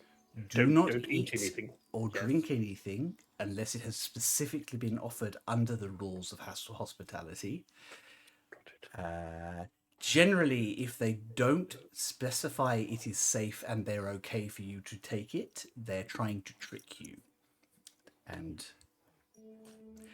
they Okay. are our allies, but they are still wild creatures who enjoy their own laws and games. Don't we know it? My insight doesn't care. If you are in any doubt, ask me. And I can always intercede. I do have a small amount of status here, which will allow us a little bit of leniency if we accidentally break any rules. You do seem to have quite a quite a significant status amongst most people here. Yes, a little bit. I was the head of the Emerald Guard for up to about 10 years ago. Police Chief BB. It's very rare that one of the Moon can take up the position, but Why is that? most of us are bookish, and we prefer the Really? we prefer the company The of shock. the company of bookshelves rather than people. But I never felt that way. Your grandmother, who you'll get to meet very soon, I promise, is much more like your aunt. Your mother always took after me. And so what is your general impressions of the the great grandfather? My father? Yes, well, can't always be our favourite. It's our parents' favourites, can we? Oh. Your great-grandfather is a stubborn, willful, and short-sighted individual at times. Yes. But you can make your own judgments should you get to meet him. Already done it. Oh, should we get to me? Oh, okay. It is unfair of my upbringing and thoughts to list your to inform your prejudices. It's not fair. Oh no, we've got the opinions of several people. We're just sort of feeling out what to be prepared for. That's all. Really. Do you want to meet your great grandfather?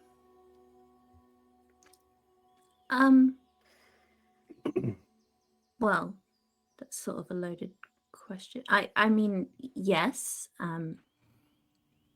but I think it's more of a necessary sort of thing than a strong desire. Right. And it kind of calls to stop right now, see, and turns immediately. Now that is the information I've been waiting for all day. Spill? Spill. Come on, tell me exactly why you're here. Is it safe to talk here? Yes. Probably more so than most of the city, to be fair. Any Fae that are listening tend to forget what they're doing after about 5 minutes. Okay, well, in that case, we're on an important mission. Ooh. Somewhat. It's a secret mission. Are you spies? Yeah. Should I be turning you in? No, we're not God, I love him so much. spies, but I love them so much. basically, well, I'm sure you are aware that there's a problem with the Sky Shield. I know that, let's put it this way, Sadie has been very cagey, but to get permission by the Eternal Court to travel to as a foreign dignitary on such short notice is almost unheard of. Skyquake did affect everybody, and it certainly shook things up here. Yes, well, we are investigating the reasons for the Skyquake, and we actually already visited 2 of the Sky Temples. Well, 1 Sky Temple and then 1 miscellaneous temple, I guess. But we need to track down the other 4, right? There's 5. You thought the moon houses might have information as to where these sky temples might be. Well, actually, the reason that I needed to speak with great grandfather is that so there were 5 magi who built the temples and were responsible for the spell during the ascension, and Lathel Zilman is one of them. Oh. You didn't know that? No, my father and I don't have a good relationship. It's not the sort of thing he would have told me or anybody, to be honest. He barely tolerates the whole family. Yeah, Mum said she didn't know anything about it either. No, it doesn't. That tracks. But it also tracks that it would be the sort of thing that he would be involved with. Oh, it just makes me wonder what happened. Well, Yeah, me too, which is why I really need to speak with him. We need to know where the temple is and whether we can access it. Have you told your aunt this yet? Not yet. We didn't really get a chance to talk.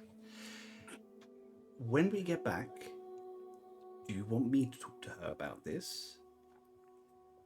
Oh, I can. I'm happy to talk with her. Right.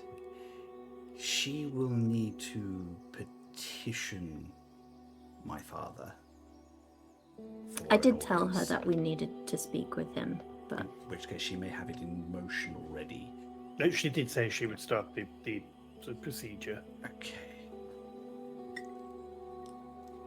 Do not be disappointed if he refuses you. Please, he is a difficult man. If he So I does, hear. we will find another way. Do you mean How if could he he refuses to refuse? see us or to help us? Yes. Sounds great. He's not. Yeah. How could he refuse to help? I don't understand. Honestly, understanding that man took up the first 300 years of my life, and I gave up after that.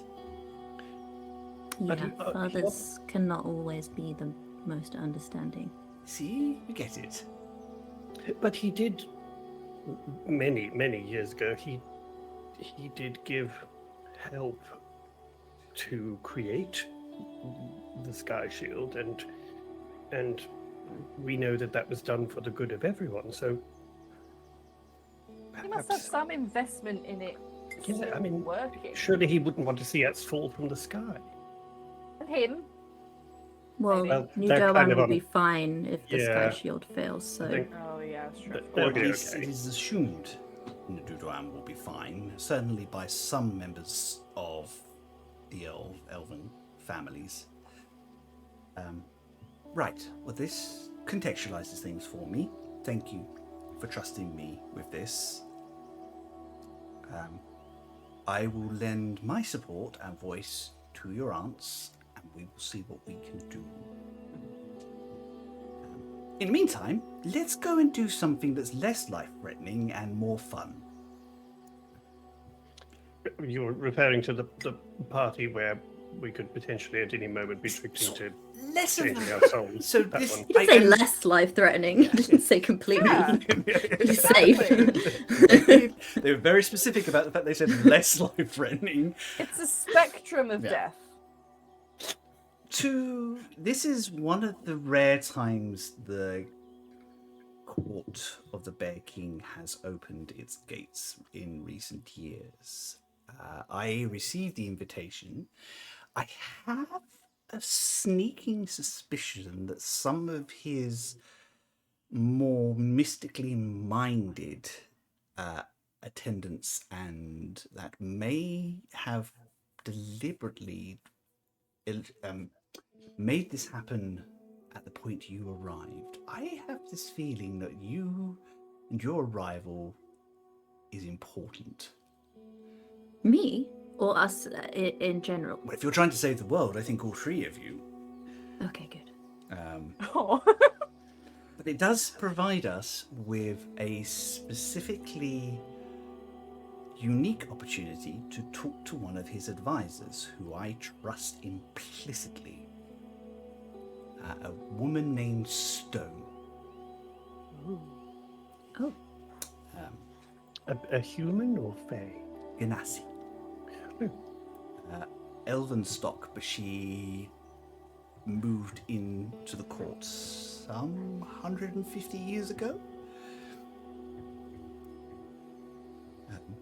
Anyway, it kind of walks around the corner, and there is a large party of elves, half-elves, and other humanoids who are gathered outside this huge bronze gate with the carving of a bear head.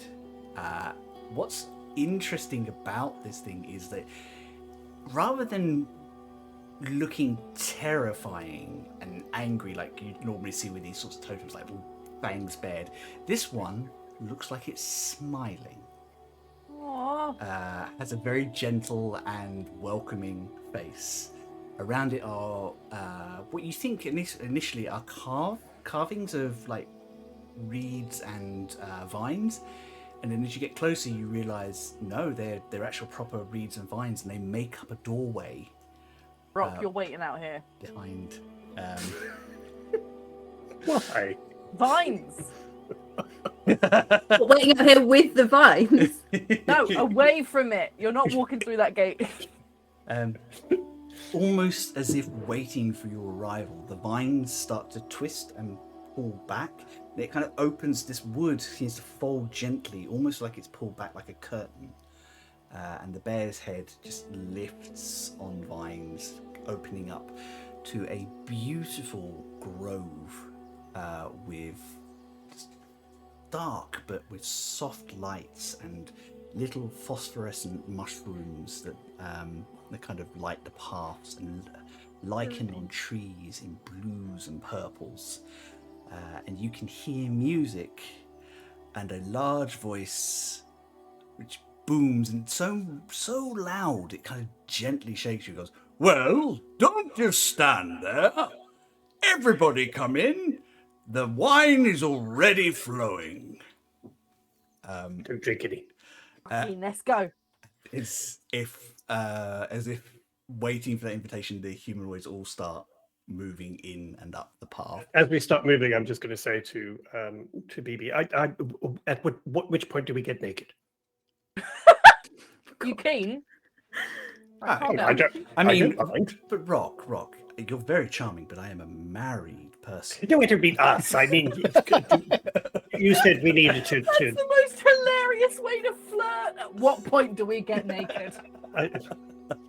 I mean, I am fairly direct, but that's not what I meant. You said we would have to be naked. No. But there is beware that some of the Fae may choose to be, or if it may get a bit heavy on the party. So just be careful how much you drink. Is what I'm going to say. I thought I wasn't allowed to. If it's offered, we're under the terms of hospitality. You can drink as much as you like, but just make sure Got it's it. hospitality first. Okay, let's check that. It's labeled hospitality. Yes. Remember the terms. This is offered freely under the terms of hospitality. Got it. Okay. There is no price Make sure attached to this. hospitality is spelt right, otherwise you'll be in A&E. Otherwise, it's a knockoff. Very good. Thank you. Dear. You are led up this path, and there's kind of little flagstones and things that kind of make up this like automatic like layer in. Make me a perception check, all of you. All of us. Oh, finally. Cool. Dirty 20. Dirty 20? 22. 22. I got a day 20 as well. Nice. Oh! All three of you pick up on this. The path is building itself as you go in. These funny little creatures with little tiny crab legs and like a single eye that like wander in and plonk themselves down, turning into a flagstone. Oh my god, I've heard of these. Wait, watch. I'm going to run over and stand on a couple of them What you as they're starting to form the walkway. Pick you up and move sideways like a crab. Look, I've read about them. They're from the Fey realm. They're like little mimics, but they make roads. They make paves. They're so look, cool. they're We're adorable. not Like, hurting right- them, are we, by Ashley's, like, walking right on down them? I skin think high. Eugene's like trying not to put too much pressure down on the ground. I think if even knowing Eugene and how kind Eugene is, you're probably even trying to find pieces of grass to stand on, and then one of the mimics is literally moving itself so that it's under your foot. They're trying to do their job. They're very Oh, but I don't they're very don't hurt helpful. them. This is their task, and they like doing it. They're also probably one of the 100% trustworthy Fae here. Also, if they don't like it, they'll just drop us. You give me one a tiggle. I want to say hi and I want to try and feed one a crumb of some random trash I've got in my bag. Any particular random trash? Yep. No. See what happens when you give it some popping candy. Was that Wayne or Rock saying that? Yes. Okay. It's one of those Every time places you where- step on them, then it sounds like gravel. It sounds like you're walking on bubble wrap. Yeah. Okay, I give some popping candy to one of the slab crabs. Slab crabs. Slab crabs. They have no mouth to eat. Oh. They kind of look at the popping candy and look at you with this central eye, which kind of looks up and then looks down again. And they don't look like they know what to do with it. Okay. Just wave. I just give it a little pat and then carry on. Eyes closed, and it kind of turns back into a cobblestone for a second. You're falling a little bit behind some of the people who have obviously seen these creatures before. But it actually gives They're you... like tourists. I know. But it does give you a chance to see more of these after they've kind of fallen behind you. They kind of lift up and run around through the grass so that they're up front as well, leading you to where you need to be. You come. Chris, just as a quick heads up as we're going in, can I just make regular perception rolls? I want to keep an eye out to see, just keep a really conscious eye out to see if there's anyone who is specifically watching Eugene or us. Okay, yeah, absolutely. Not as in just general curious, what are these weirdos doing there? Because I'm kind of used to that by now. Just proper intentional if people are keeping an eye on us. Make me a general perception check, and we'll count that as for the scene. 23. 23. Ooh. Awesome. No, a lie. 22. Ah, fuck. It's an automatic failure if you lie. In Wayne. that case, yeah. You see nothing. No, that's fine. 22 is very good. You are led into this big open area where someone has set up like these silk marquees and draped. You think they're draped, and you realise it's just trees have grown deliberately to create like these sort of long strands of willow-like plants in blues and greens. There are tree stumps in front of many tables, and on which are big jugs full of wine. There are all sorts of fays, like fairies and changelings and fauns, and the like, just flitting between tables. You can hear quite clearly a lot of them saying, "Please accept this drink, given freely under the terms of hospitality." Do I see any satyrs? No satyrs, just fauns. Really? They are your cousins Yep. but you already know that there is tension between satyrs and fauns. I think we've Goats covered that versus sheep.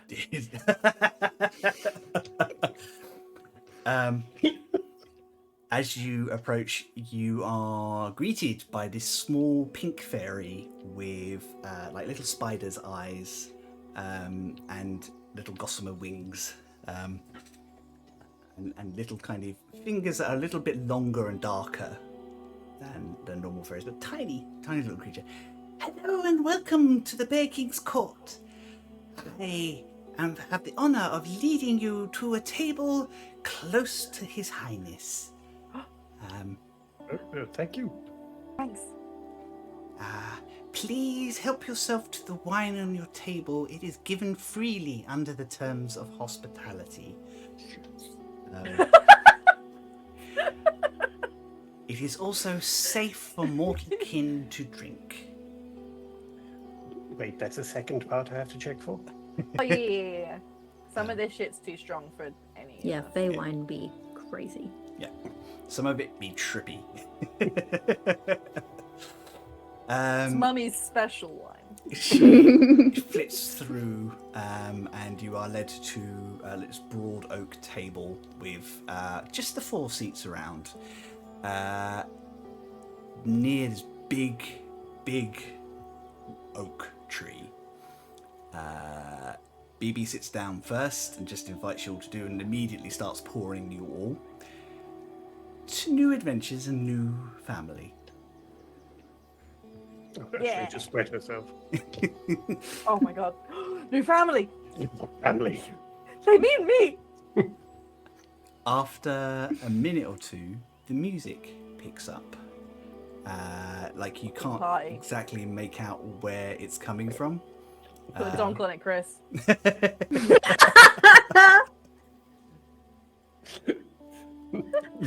Rock's like that. Oh, very loud. Isn't it? Where is What? it? It's surrounding around. It's probably people are out in the forest itself. Dang it! There we go. I want to position myself again so that I've got a decent view of kind of people. I thought you were going to say the wine. Well, that too, but I want to position myself close to the wine. yes. Modest The wine selection. labelled Wines. safe for mortal consumption / hospitality, free given, whatever.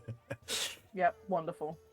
As you're looking around, all of your attention is drawn to this group of very slender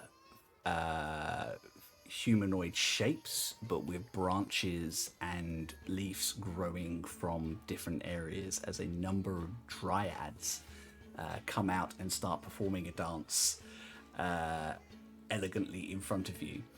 Your all attention is completely focused on these quite enchanting creatures. In fact, I would need a wisdom saving throw from all of you for a moment.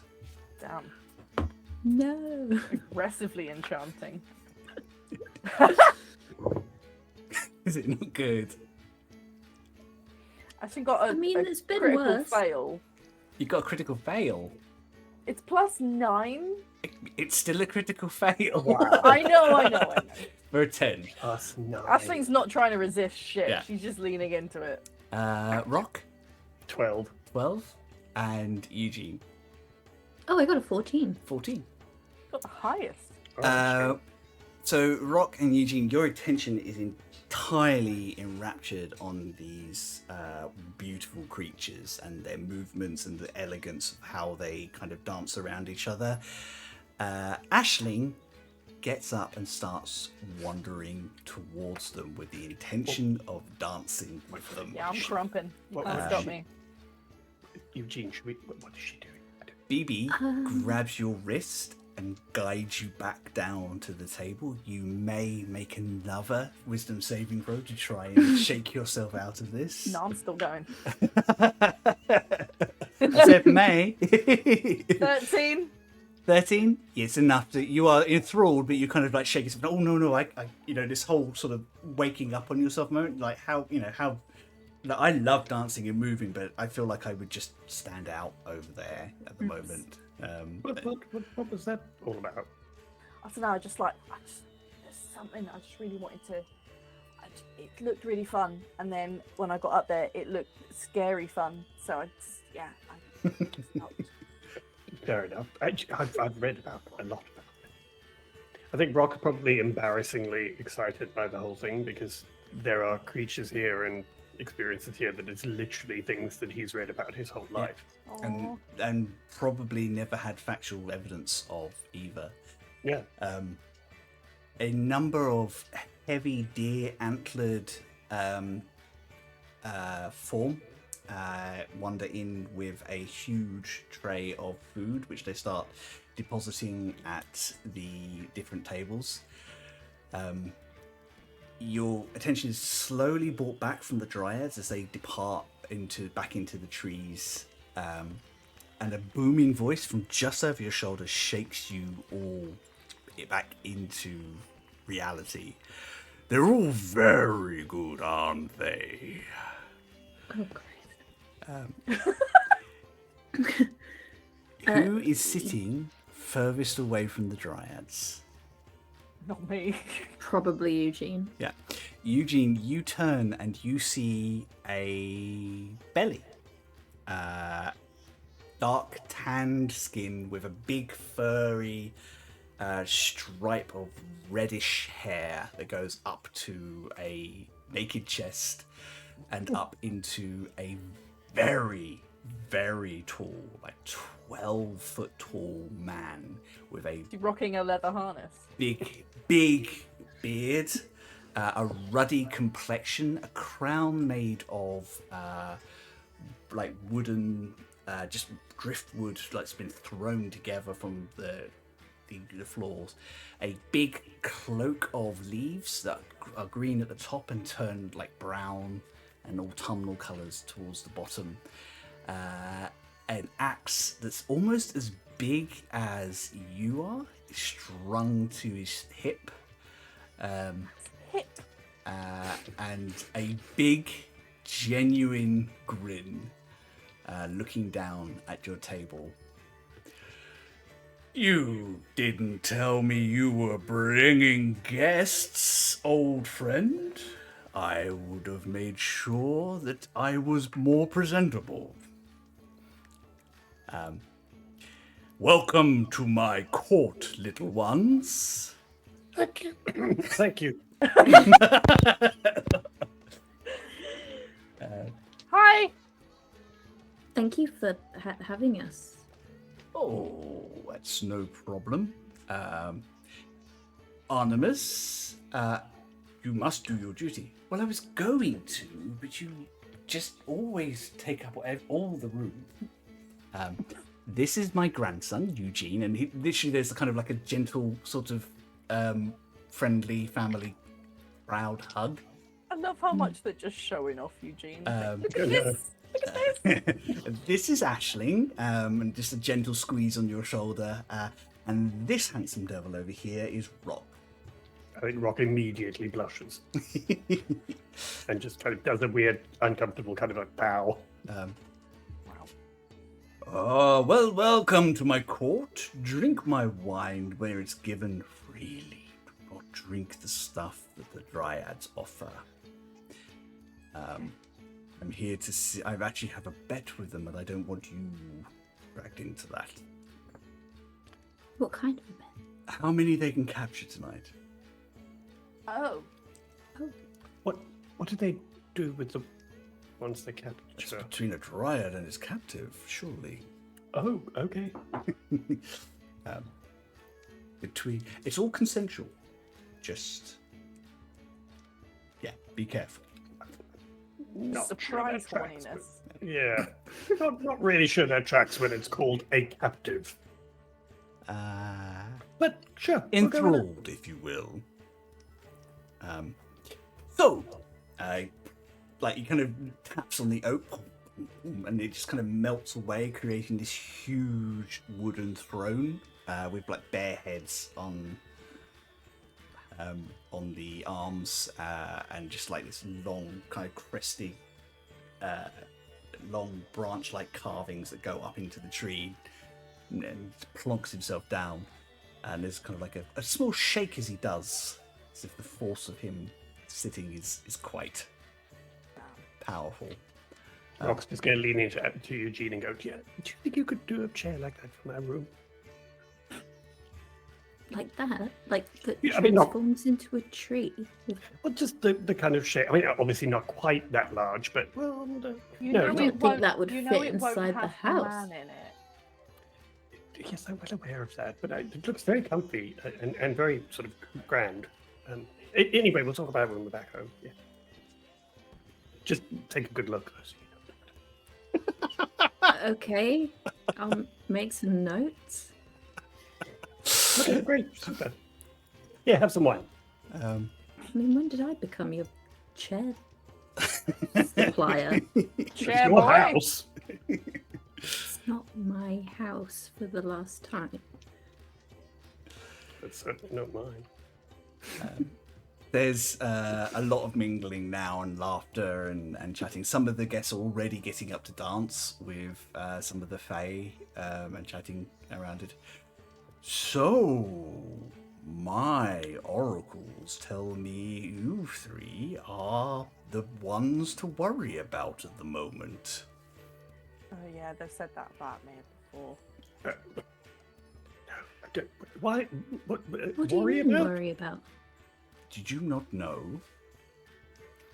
No, what exactly? Stone, dear, Stone. I'm coming.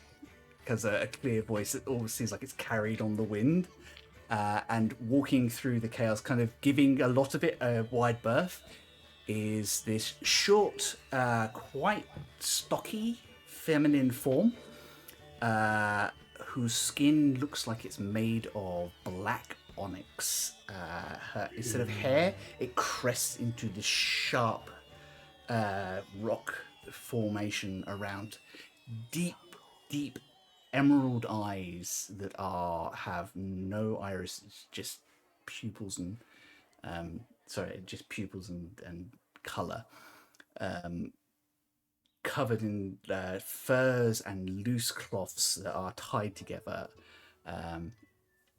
It's as she walks, you can see that there are these pops of flowers behind her. I knew they liked the popping candy. They were lying. Like little tiny forest flowers, like every single space that she steps, and she has an air that feels very familiar. All of you could swear she would feel not out of place in Sib's enclave in the Druid Grove. She wanders over, gives a performative bow. It's bow as in she has to bow, but it's kind of done with this air of I'm doing this because it's required, not because I want to. Stone, tell these three, this wonderful, beautiful three here, what you found when you did your reading. I see that he's wasted no time. Of course, Your Highness. And she turns and looks at you. Before she speaks, I'm just going to say I'm terribly remiss of us. This is Eugene, Appleby, and this is Aisling. Just that. And I am Rock. It's a pleasure to meet you, and I will take her hand and bow deeply and say, "You're quite striking." You have to bow quite low as well because she's not a very tall woman. She just has a presence. She probably stands about 5'4". She's not teeny weeny. Yeah. No, that's fine. Rock will do an elaborately low bow. Of course. But she seems much bigger. This is she's got that wonderful energy about her. Oh, I know exactly who all three of you are. And she reaches in just below and pulls out a deck of cards, lacquered cards which are painted. Yes. And she pulls up a seat. Literally, a stone appears from the soil, and she pops herself down on the table. I think Rock probably faint. She kind of nods to Artemis and goes, Lord Zilman. And she just shuffles through the deck quickly, and she pulls out 3 cards and places them directly in front of each of you. On these cards are lacquered, painted versions of you 3. Oh, sick. Thanks. On Aisling, it says Keeper and Key, and has a picture of her to the side, holding her hand up. Hovering above her hand is a white box that radiates light around it. In front of Eugene is an image of him standing in front of a powerful magical circle that actually when you have to blink because you're fairly certain it's spinning. And on the card it says Summoner. And as you kind of blink, there's a section cut out of the magical circle, and you swear you see Throne's Blade's face for just a minute. And in front of Rock is a lacquered picture of him standing forward with the greatsword in two hands in front of him, and like in his full armor, and just like this general sort of effect behind him. And actually one hand, the other hand hands open with a broken crown above it, and underneath it it says I'm sorry, I'm trying to remember. Because it used to be prodigal, but it's changed, and now it reads defender.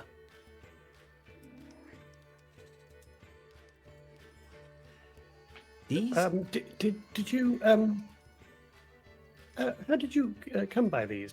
Did you create these, or? Oh no, this is a deck of fate. And she shuffles the cards back in.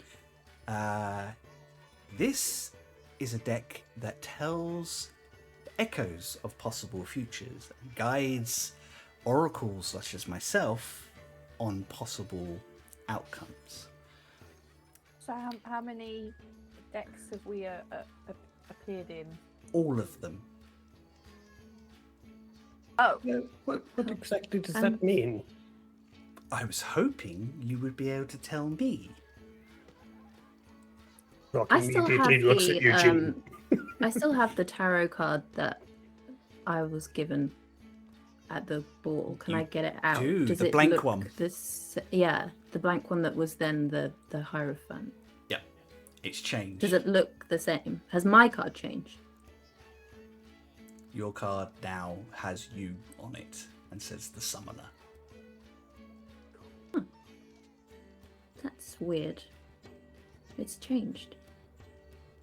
You are weaved into the fates of the world, and I was very curious. And your grandpa is sitting back going, see? Told you were important.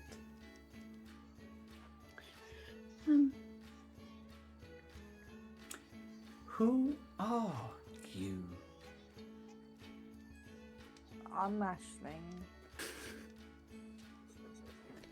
Eugene was really resisting the temptation to just answer literally. What are you?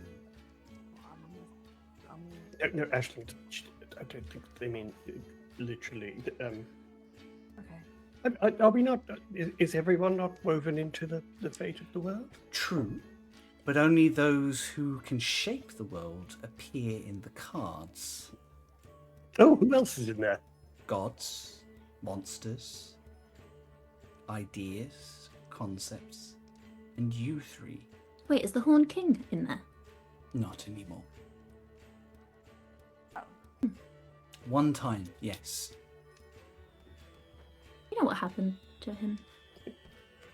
You might want to have a look again. No. Some cards leave, and we do not know why. All I know is that from my training, there used to be a card called the Horned King, and now there is not. Okay.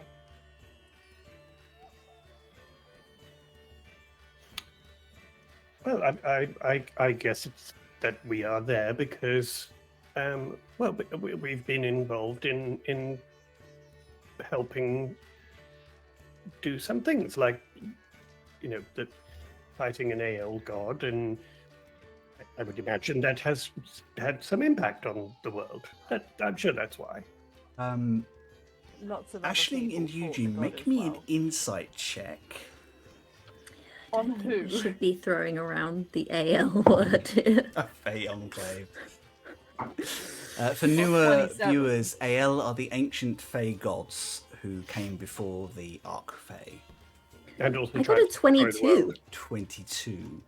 I got a 27. 27. Oh shit.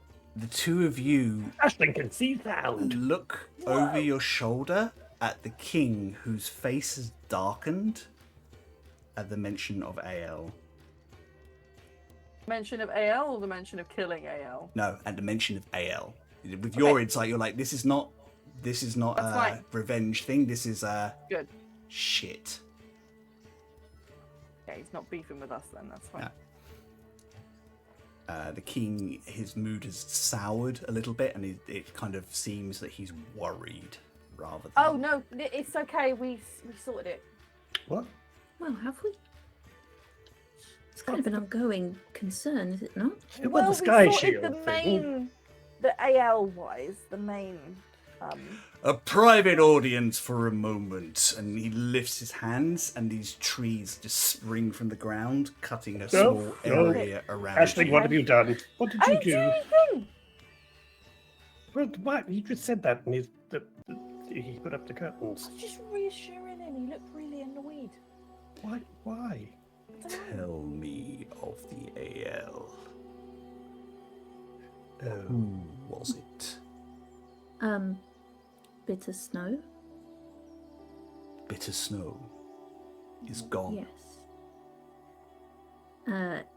Yeah. Yes. Pretty sure about that one. I don't know if you heard, but there was an island that reappeared that had been sort of stuck out of time. The Isle of Vesherin. Was it called Vesherin, or was that just the town? No, it was Fisherin, wasn't it? Vesherin was the town, but the island Oh. used to be the part of Pan, I think, the continent of Pan. Oh, yes, yeah. you said Pan, and yeah. And it's now called Parshkik's Island. And Yeah, the this- AL was keeping the inhabitants captive. feeding off of them. Yeah. Yeah. And he wouldn't let them I go. think I mean, we tried to reason with him, along with the help of 2 dragons. But yeah, in the end, we had to defeat him. my court and I were forced to flee the land below. Take part in this madcap plan to float a continent. Because the AL struck at our very being. You killed one. You kind of notice there's something very much more bestial about him. His nose is more like a snout. His eyes are darker, and there's definitely a hint of fangs around him at the moment. Is he a werebear? I mean, we didn't really, it wasn't our choice. We wanted to try and find an amicable agreement, but we realized that they were trying to essentially escape from that island. And you stopped them from doing that. Well, Then you are heroes! And he kind of immediately God, he's grabs right. all of you. His big arms and just picks you up in this massive hug. would you say big arms?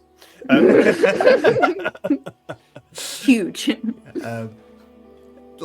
He smells like woodlands. He smells like that sort of musky smell of fern and dirt, and kind of plonks you back down and kind of pats you all heavily on the shoulder to the point where I think Rock has to support Eugene from falling over because it's very enthusiastic.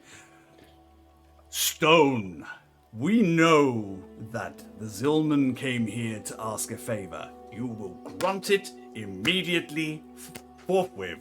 I command it. Wow. Stone kind of... I had hoped to get to know the boy first, but Eugene, it would honor me to stand as one of your arbiters. Thank you. Would you sit with us for a The honor while? would be mine, honestly. Just sit with us. Get to know Eugene. I'm just going to literally push a chair up so she can sit next to Eugene. Well, she hasn't stood. I know, but that's what I'm doing. sit next to him, or move your chair. I'm sure you can. Anyway, yes. Would you like some wine? I tend not to drink at these affairs, but I feel like to find free fate woven like yourselves is worth at least trying. And she grabs the jug and pours. Seems my fate is now woven with yours. Interesting. It is a pleasure to meet all three of you. Thanks. The pleasure is ours. Your Majesty, perhaps at a later juncture when you're not entertaining, they could return and you could explain a little bit more about your relationship with the AL? Of course. Now I know that they are Godslayers. I would not have it any other way. Get a badge with that on it. Well, I mean, it wasn't just us. There was a lot of people involved. That is true. There were. Eugene jumped off a dragon. Yeah. Yeah, it wasn't my best decision. Panned out all right. It's terrifying. Dragons as well. Yes. Sometimes our enemies, sometimes our friends, but always interesting to meet. They are certainly interesting. Also, you have the smell of Mallory on you. You have partaken of her hospitality, yes? Oh, yes. Oh, yes, we heard. Good woman. Then you must be a friend. And kind of immediately kind of lowers the trees and starts shouting for more wine and food.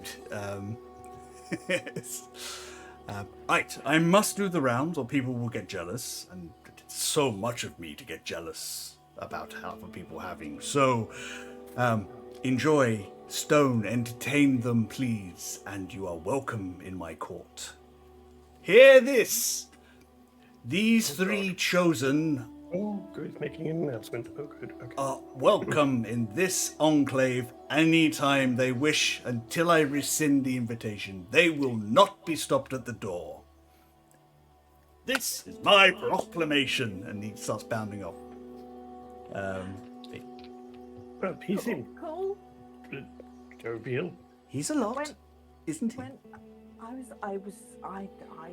thought we were going to die. But I have to be honest. It was a 50-50 chance at one point there. Please, Stone, don't feel you are under any obligation to entertain us whatsoever. But I'm sure you would like to chat with Eugene. I would like to get to know Eugene a little bit better. I think what we'll do is we'll...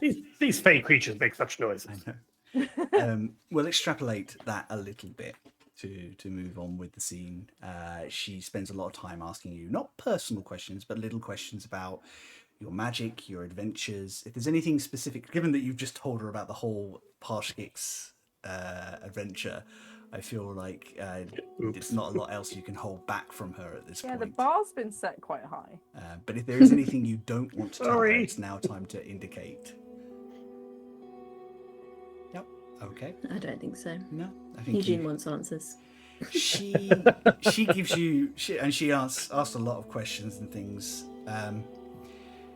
When you start, do you mention the temple where Alabaster was found, or are you still keeping that one roughly secret?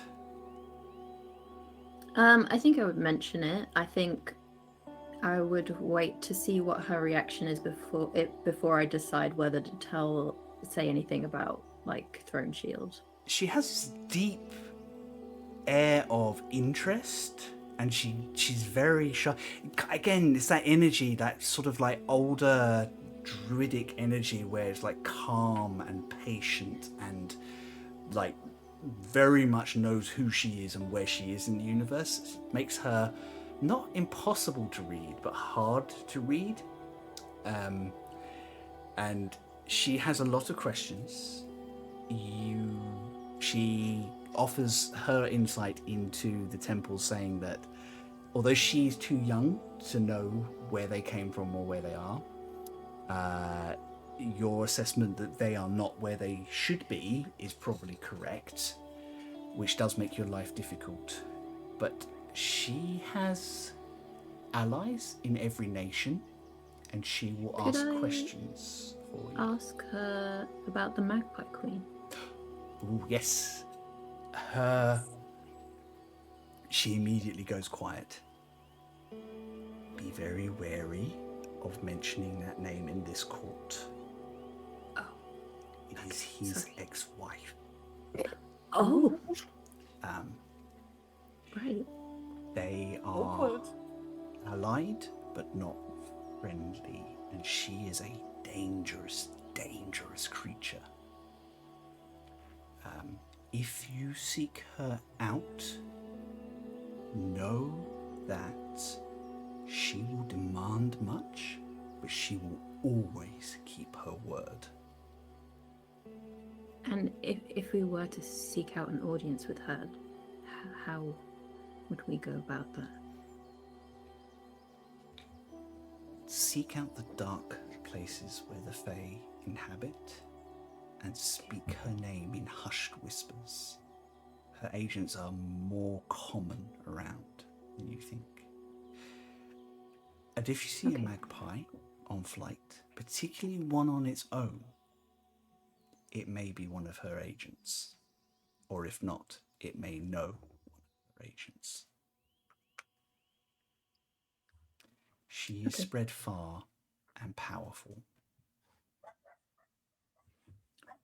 We were just told that she might be able to help with her. I am certain she situation. would. But it would be on her terms. Is there anyone that we shouldn't trust or we should look out and be careful of specifically? Any There other are no- corvids we should be aware of. There are no... Morality among the Fae is different to your world's morality. Most Fae will keep their word, though they will try and trick you out of it. If you are heading north, steer clear of Auntie Pruanos. She always gets her way, and she is... the rumor is that she is a child eater. Oh, Dangerous. Wow. Dark woman. Lovely. we're adults. Yes, but that does Barely. not preclude you from her plans. Yes, compared to her, we're probably children. If you travel south, Right. Black Aggie never tells the truth. But once you know that, you can always see what she's getting at. Oh God, that's definitely one for Eugene. Those two are probably... Oh, and if you've already been to Mallory's court, I presume you've met the Driftwood Morrigan. Yes. Yes. Yes, we have. Yep, we're pretty well acquainted. Bargain with her actual... Wait, didn't we do that? No, she asked you a favour. Yeah. It's even worse. And she got something out of you by asking you that favour as well. True. So you walked away. And we met, what was her, I can't remember her name, Granny, Ashling's Granny. Granny Curere. Curere, that's it. Granny Curere She ain't my granny.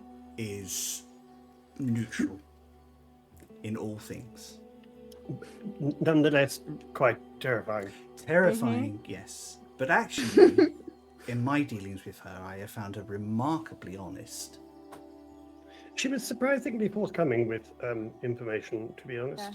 But I was expecting a little more deviousness. She's always Didn't She honest Honest about also it. had or a tarot anything. deck. I think she might have seen And you coming then. Corvid-based bodyguards. Crows. She likes her crows. Oh yes, they're very beautiful. Anyway, Have you seen the horse-sized ones? no, but we did see a raven-sized horse, which was very peculiar. Adorable. I'll put it in my pocket goat. Yes, Ashling connects small animals apparently. In your opinion, what did you think the significance was of seeing us in the cards and us coming here? Honestly, the cards were telling me you were arriving, and I should talk to you.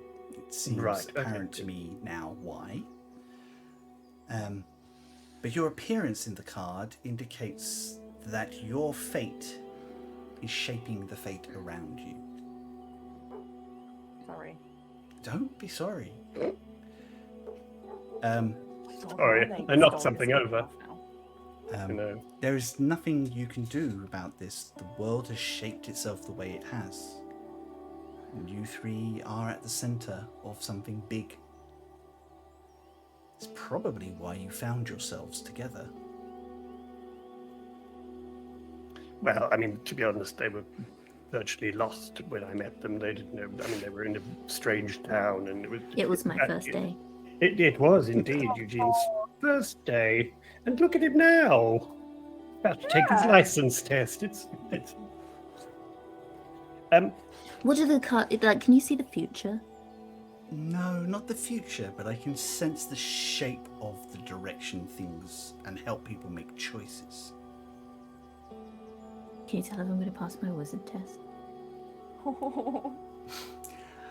I have every faith that you will pass your wizard's test. Everything I have seen is a capable and clever young man who is about to step into a brighter, wider world. And by this, and she taps the deck of cards again, indicates the rest of the world may come with you whether it knows it or not. Oh boy. No pressure. No pressure. Keep each other close. Respect your friendship to each other. You are important whether you want to be or not, but even inaction is a choice. It's a lot of pressure for anyone shaped by fate.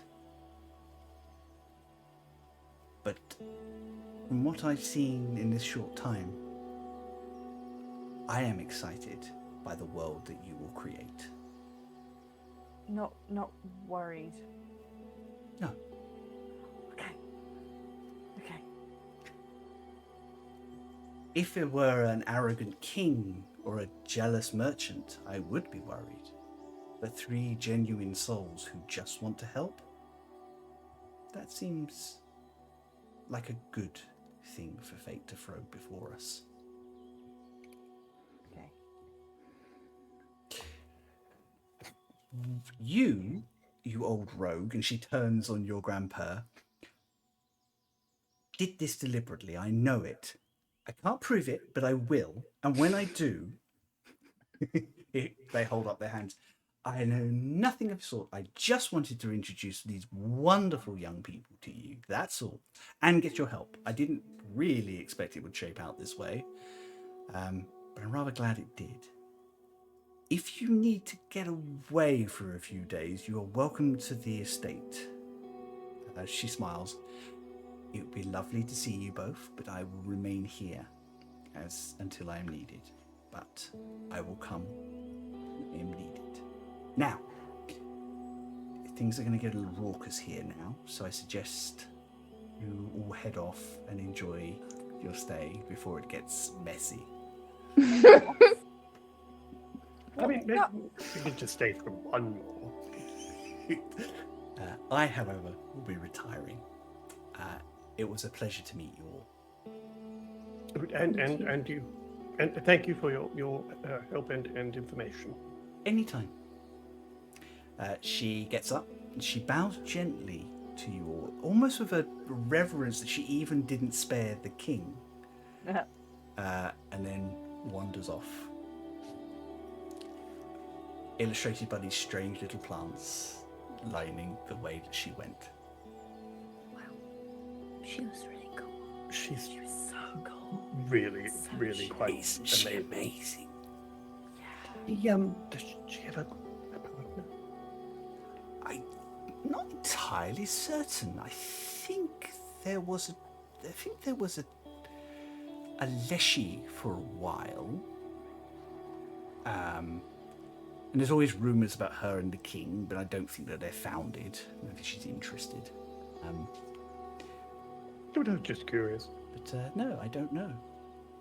Every conversation I've ever had with her since she arrived on the Isle has been around professionalism, and she keeps him in check, which is important. How long has she been here? about 150 years. She came on her own, showed up on the docks one day, declared that she was joining the court, and nobody dared stop her. And just like got promoted, I guess. I can kind of see might why. have been expected, to be honest. But actually on duty that day, it was quite interesting. It's how we became friends. She doesn't strike me as the kind of person who many people say no to. Not in my experience, no. Including His Majesty.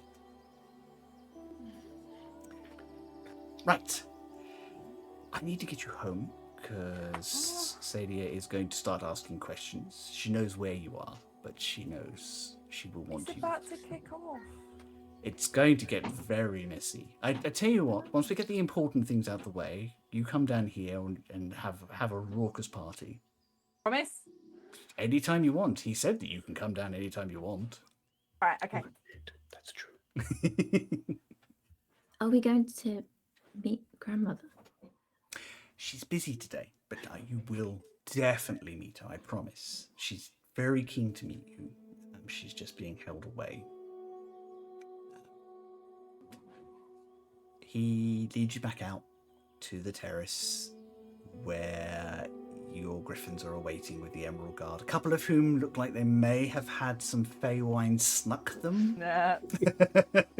No drinking before and we flying. Oh boy. Before we left the table, I again was the last person to leave and had all that was left of the wine and the snacks. I will have a constitution check from you, please. Wasn't much wine. It wasn't from the bottle. It's Fey wine. You told me it was very strong. That's an 8. Okay. You are That's mechanically not you're riding on the poisoned. griffin. Yeah, I'm not riding on Ashley's griffin back. You are a little stumbly and a little tiny bit slurry. You remember that everyone was sipping their wine rather than gulping it? They're just cowards.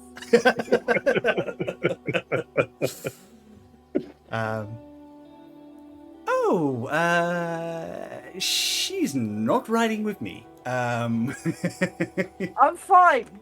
Oh, She's got to ride with someone. fine, she'll ride with me, but you're facing backwards.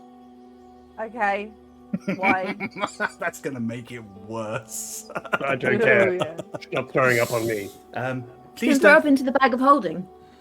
Absolutely not. Oh, That's next level rough. that will ruin the cheese. Ruin the cheese that's been in the bag of holding for months. I don't think you can get much more ruined. I think throwing up would make it more ruined. It's I not really cheese do. anymore, it's the primordial ooze. Oh my god.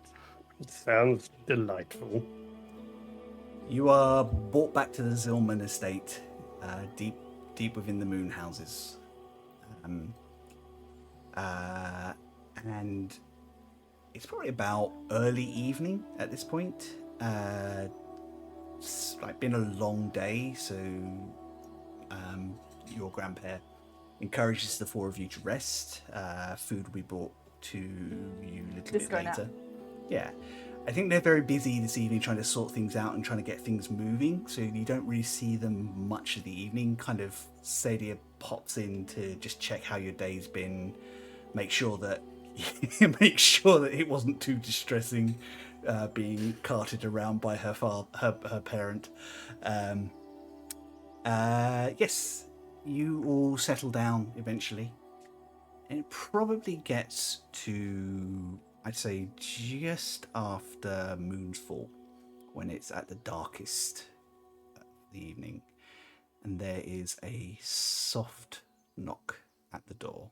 Each of your doors in turn, starting with Eugene. Eugene will answer. It is your Auntie Sadia, and she's smiling. She goes, "Forgive me for interrupting you. It occurs to me we have a unique opportunity. Would you like to see the transference? Yes, absolutely. Would you please grab Aisling and Rock?" Oh, yeah. If Aisling misses it, she'd kill me. How sober am I now? Oh, you're probably fine by now, I would have Okay, thought. good. We let you have coffee this once. Yeah. Yeah, I had a coffee and a Barocca and I'm ready to go. I think you asked for coffee after Alabaster started to try and make the room spin. What did? Wow, he He really loves hates you. you. He loves you, but he will fuck with you as much as he does Is it? everybody else. Yep, he is still a demon. Yeah. So you are all woken by Eugene and Celia. She smiles. Also, Rock, somebody is going to meet us here.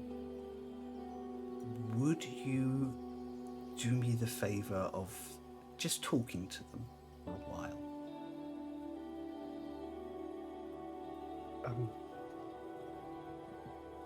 Who is it? A friend, an old friend of mine, who may know something about the kit in the Empire. She just nods to Eugene. Sure, I would be happy to. She leads you out to the outer wall, and you suddenly realize that the estate is very close to the outer wall of the city itself. The outer wall that Aisling got through. Around like a long sort of different alleyways and corridors until you come to the base of a tower. And at the base are two Emerald Guard who kind of look, snap to attention when the Keeper Eternal shows up. Back of their shield has a picture of me on it. It just says, "Do not let them." She smiles and gently... Do not trust this Satan. Yeah, gently opens the door, ushers you in. Oh, sorry, you're on a no-fly list. Your bard love. Up She's this... had a lot of growth since then. Yeah. She's a lot more responsible. Up this tower to a balcony that's kind of covered with a soft, with like an outer glass, like reinforced glass observation area. With some comfortable chairs that are seated.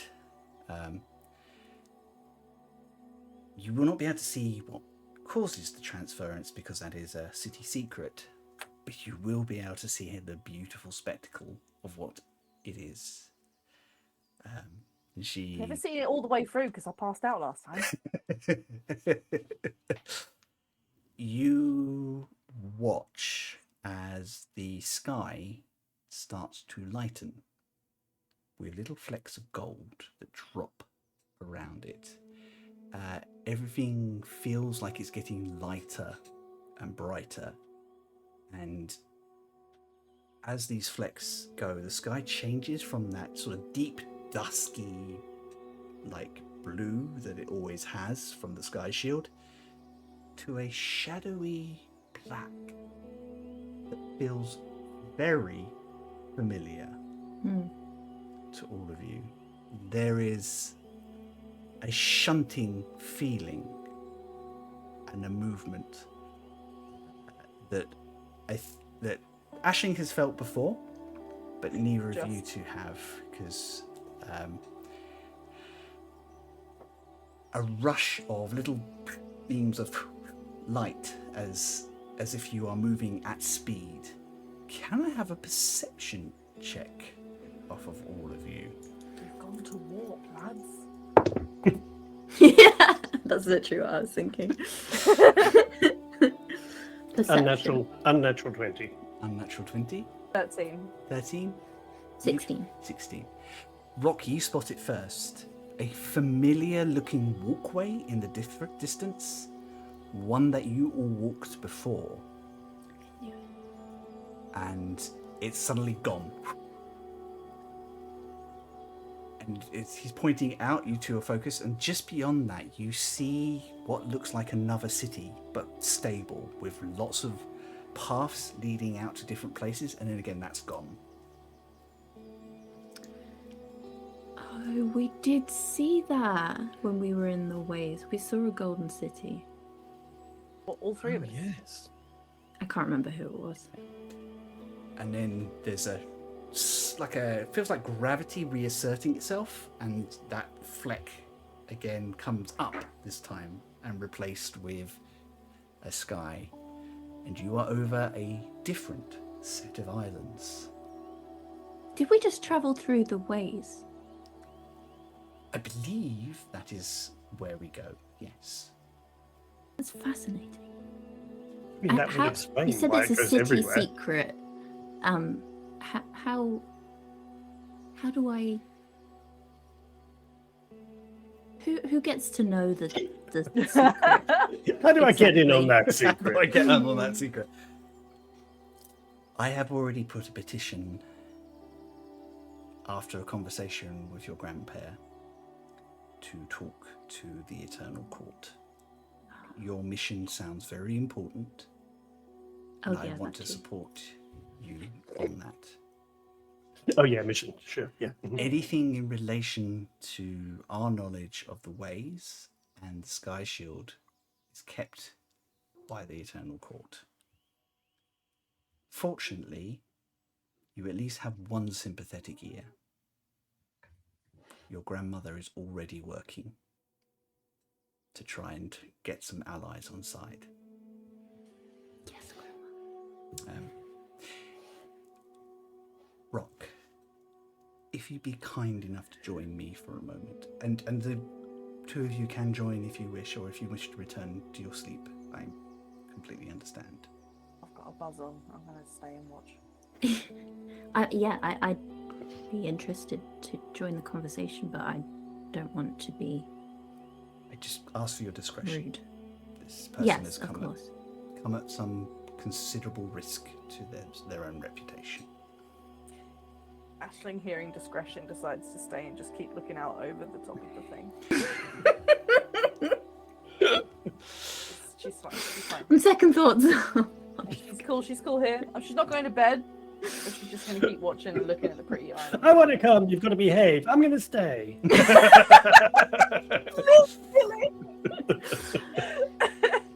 Yeah, Ashley doesn't do well with keeping secrets, I guess. Rock and Eugene, you're led back into the estate and through to some private chambers, which you can only assume are part of Sadia's quarters. Inside is a dark-skinned elf with like a deep blue skinned, almost like purpley, with silvery hair and silver eyes.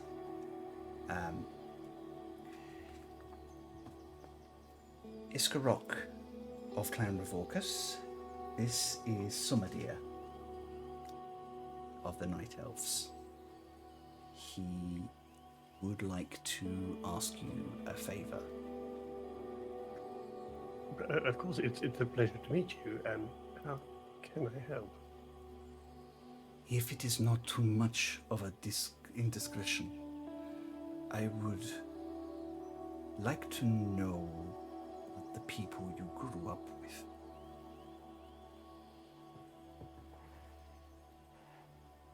Would you mind me asking why?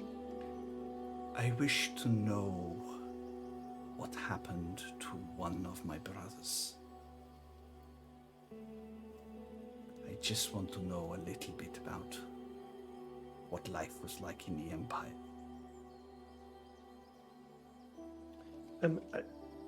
When you say the people I grew up with, do you mean at court in general, or in my A family? little bit, yes. I know that from talking to others that you may not have been there into adulthood.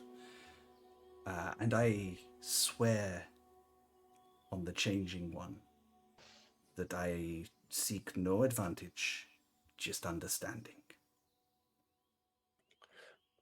I mean, there's not very much I could tell you that would put anyone at risk, really.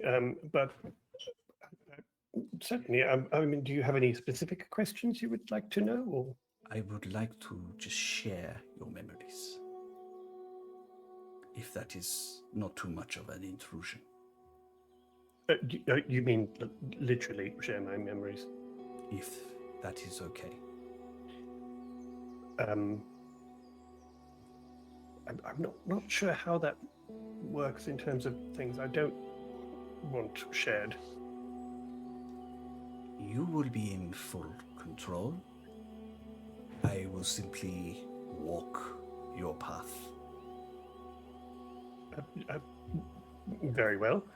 If it makes you feel any better, Rock, I have his oath. And if he does not stick to that, he will owe you a great favor. And it would be to your benefit. As I say, I have not lived in the Empire for many years, so it's not like I think it's a risk in that sense. It's more just sort of, there may be personal things I do not wish to share, but I'm happy to oblige if I can. He bows, I thank you. And he just reaches forward and holds out his hand. Mind meld! Mind meld. You are thrown back into your childhood memories, and he stays away from unpleasantness, like fights with your mother, the pressures of court. You don't sense any of that. He lingers on your time as a child, entertaining yourself, Cambor, what it was like being a child in the Empire. Make me an insight check.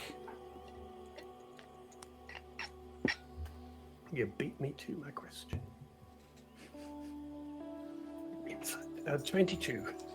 22. It's very well hidden, and you nearly don't spot it because he jumps back and forth quite a lot, letting you lead him to things that were like just thinking over your childhood, like in that way that you kind of like, and that happened, and then that happened, and then that happened. It takes you a little while to pick up on it, but he seems particularly interested, or feel like you slow down a little bit whenever you're around you, your sister, and the two wards of your family, Milif and Delilah.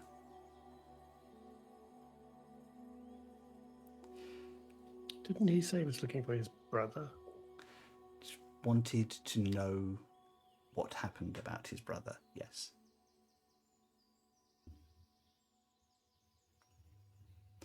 I think if I do gauge that intuitively, I think I will try and direct thoughts to things of us together when I did spend time with him.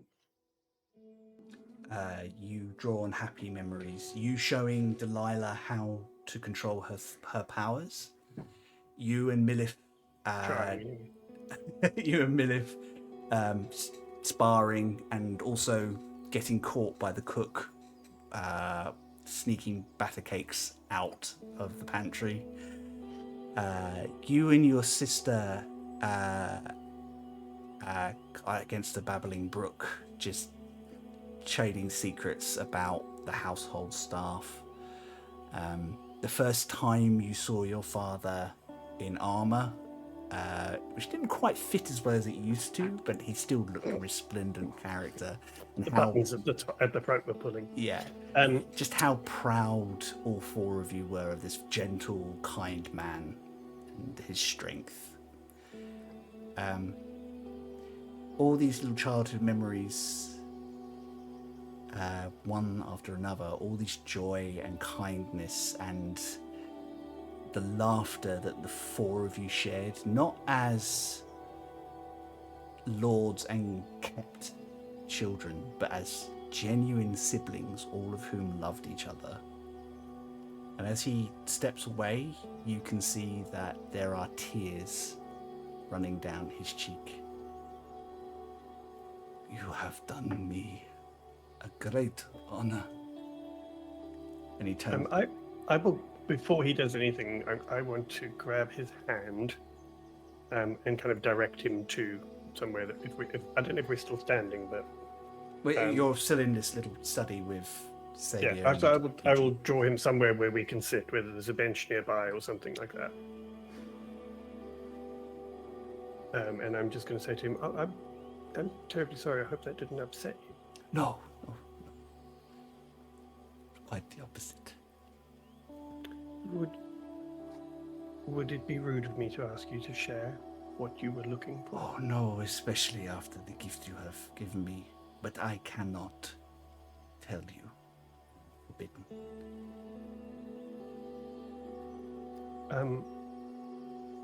You can't tell me, you can show me.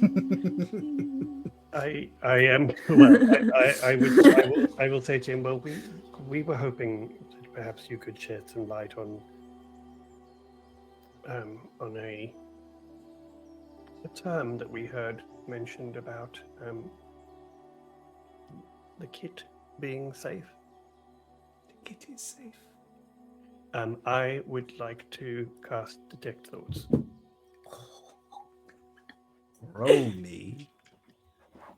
So he needs to roll a wisdom saving throw, but he has advantage. Uh-oh. 19. Hang on a second. So I do still learn the surface thoughts regardless of roll.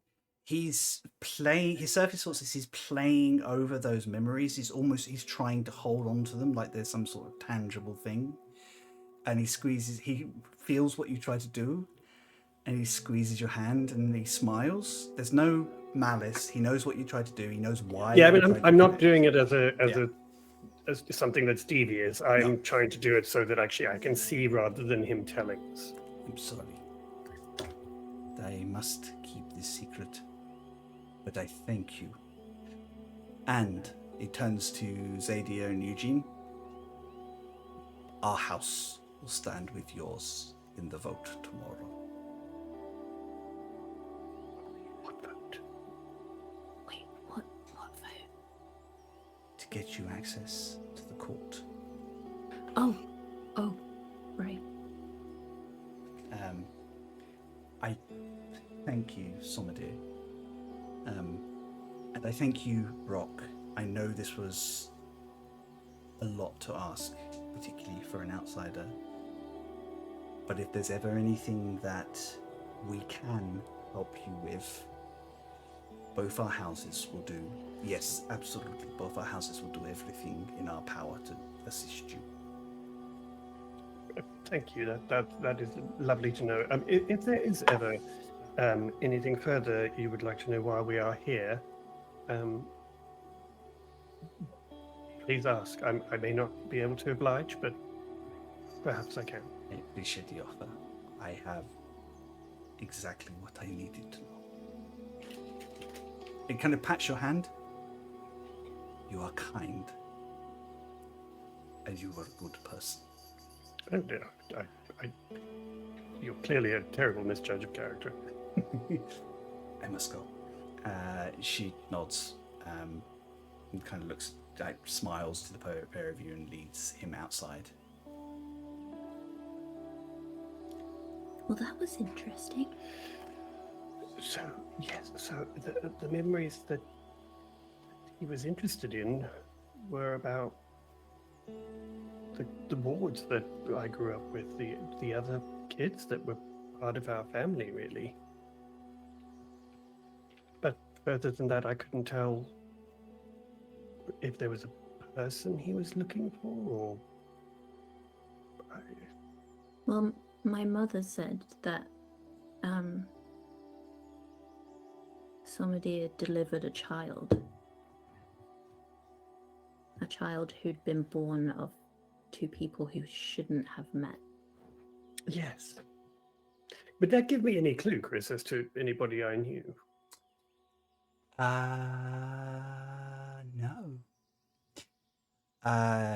Delilah came to your household because she developed powers that her father didn't understand. Roll me a history check, actually. Oh, yes! Natural 20! Oh, Millie So that's a was 24. Millie was brought in because both her parents died in service of your family, and your mother absolutely refused to let that service and grace go unrewarded in any way. So she was brought in and raised as one of her daughters. Delilah was brought in when her powers started to manifest and she couldn't control it, and her father is one of the subordinate nobles beneath your family, and he petitioned her to be placed as a ward because he knows that your family are gifted with psychic abilities. So he requested that she be brought in as a ward and raised and taught how to control, which is why she became part of your family growing up. I don't know if I mentioned this, but Sadia did say that whoever this person is would be about the same age as you. If that helps you narrow it down. Does it? Not really, they're both a couple of years younger than you and Campbell, but not by much. Like, there's literally like 5 or 6 years in it. Maybe it's not them directly. Maybe he just wanted to know what it was like to be a ward. Maybe this person is a ward of another house. Well, that's the thing, is my childhood with them wasn't exactly a normal childhood. So if he was trying to find out about a regular childhood, he probably wouldn't have asked me. So I would assume, therefore, it's someone who has been placed as a ward, or at least within one of the houses. Hmm. Question is it worth me sort of actually finding out who? Would that help us in any way? Does it matter? I don't know how much relevance it is anyway. I just wanted to know because I'm... Sorry, one more interesting point on that history roll. So you didn't know either of Millie's family. You know that they both died in service of service of your family, but you never met them and you don't know what they did, and your mother's never talked about what they did. You've only ever met Delilah's father. No mention of her mother at any point in time. So that doesn't help at all. So that's all the history you've got. Sorry. How old was Delilah? Delilah's a couple of years younger than Rock. Yeah, so a few years. Well, she's about the same age. She's a but couple of years how younger old? than Campbell. Oh, okay. Yeah. Or that's what Rock said anyway. You haven't met Delilah yet to know her or how old she is. And Rock has never officially told anybody how old he really is. Nope. Well, I mean, I was just thinking that just because he says he's looking for his brother doesn't necessarily mean that person would be referred to as a brother. That is in true. The present tense. If you catch my drift. Yeah.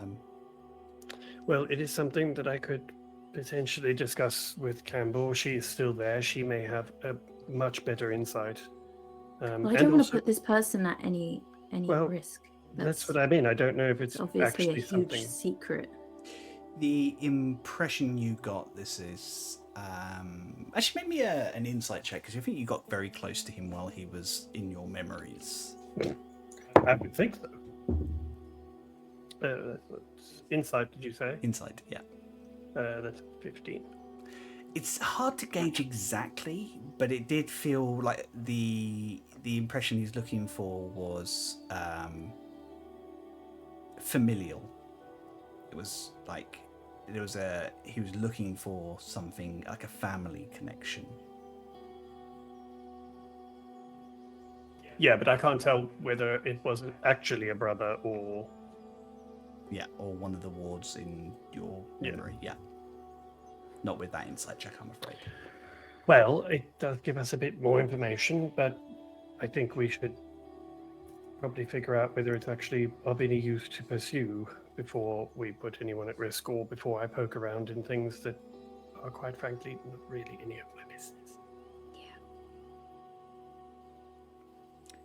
We'll just add it to the list of things we don't actually know what the fuck is going that's on. Just, what did we add, 500 pages now? There's definitely a tome gathering. Mm-hmm. Yeah. Good thing we got that bag of holding, otherwise we'd need a cart. I feel like honestly, I was hoping that this trip was going to answer more questions than it brought up, but I'm starting to realize that was perhaps a miscalculation on my part. Well, so far it's been enlightening, but that has probably raised more questions than answered. But anyway, we're here for your gauntlet. So we should just concentrate on that for now, and we'll worry about the rest as and when we can.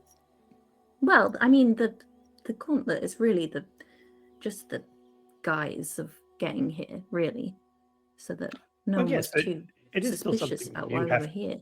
But you've got to do it, and it's exciting. It's a whole new era for Is you. it? Yes, it is. It's Is good. it? Yes. Well, I mean, I think it's exciting, but I think you're going to be very good, and I think it's going to be a wonderful new start to a whole new magical career. You guys are probably walking back through the corridors at this point, and Aisling is being escorted back in by the guards who like. How firmly are they escorting? Is she being frog marched? In a gentle, you don't really need to be here anymore kind of way, as opposed to a like. With the look Okay, that says, fine. "We found this. Is it yours?" Yeah. Oh, good, Ashley. Hey, There it's you fine. are. I'll go to bed. I'll go to bed. I'll go to bed. I'll go to bed. I'll go to bed. I'm sorry. We Sorry, asked mate. Ashley to wait there for us.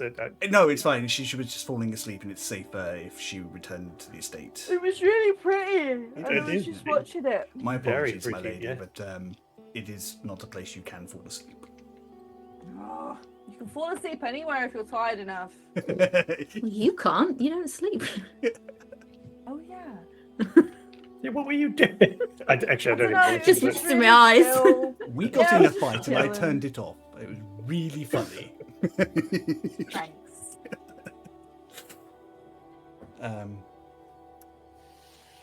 Celia comes back in, sees all you.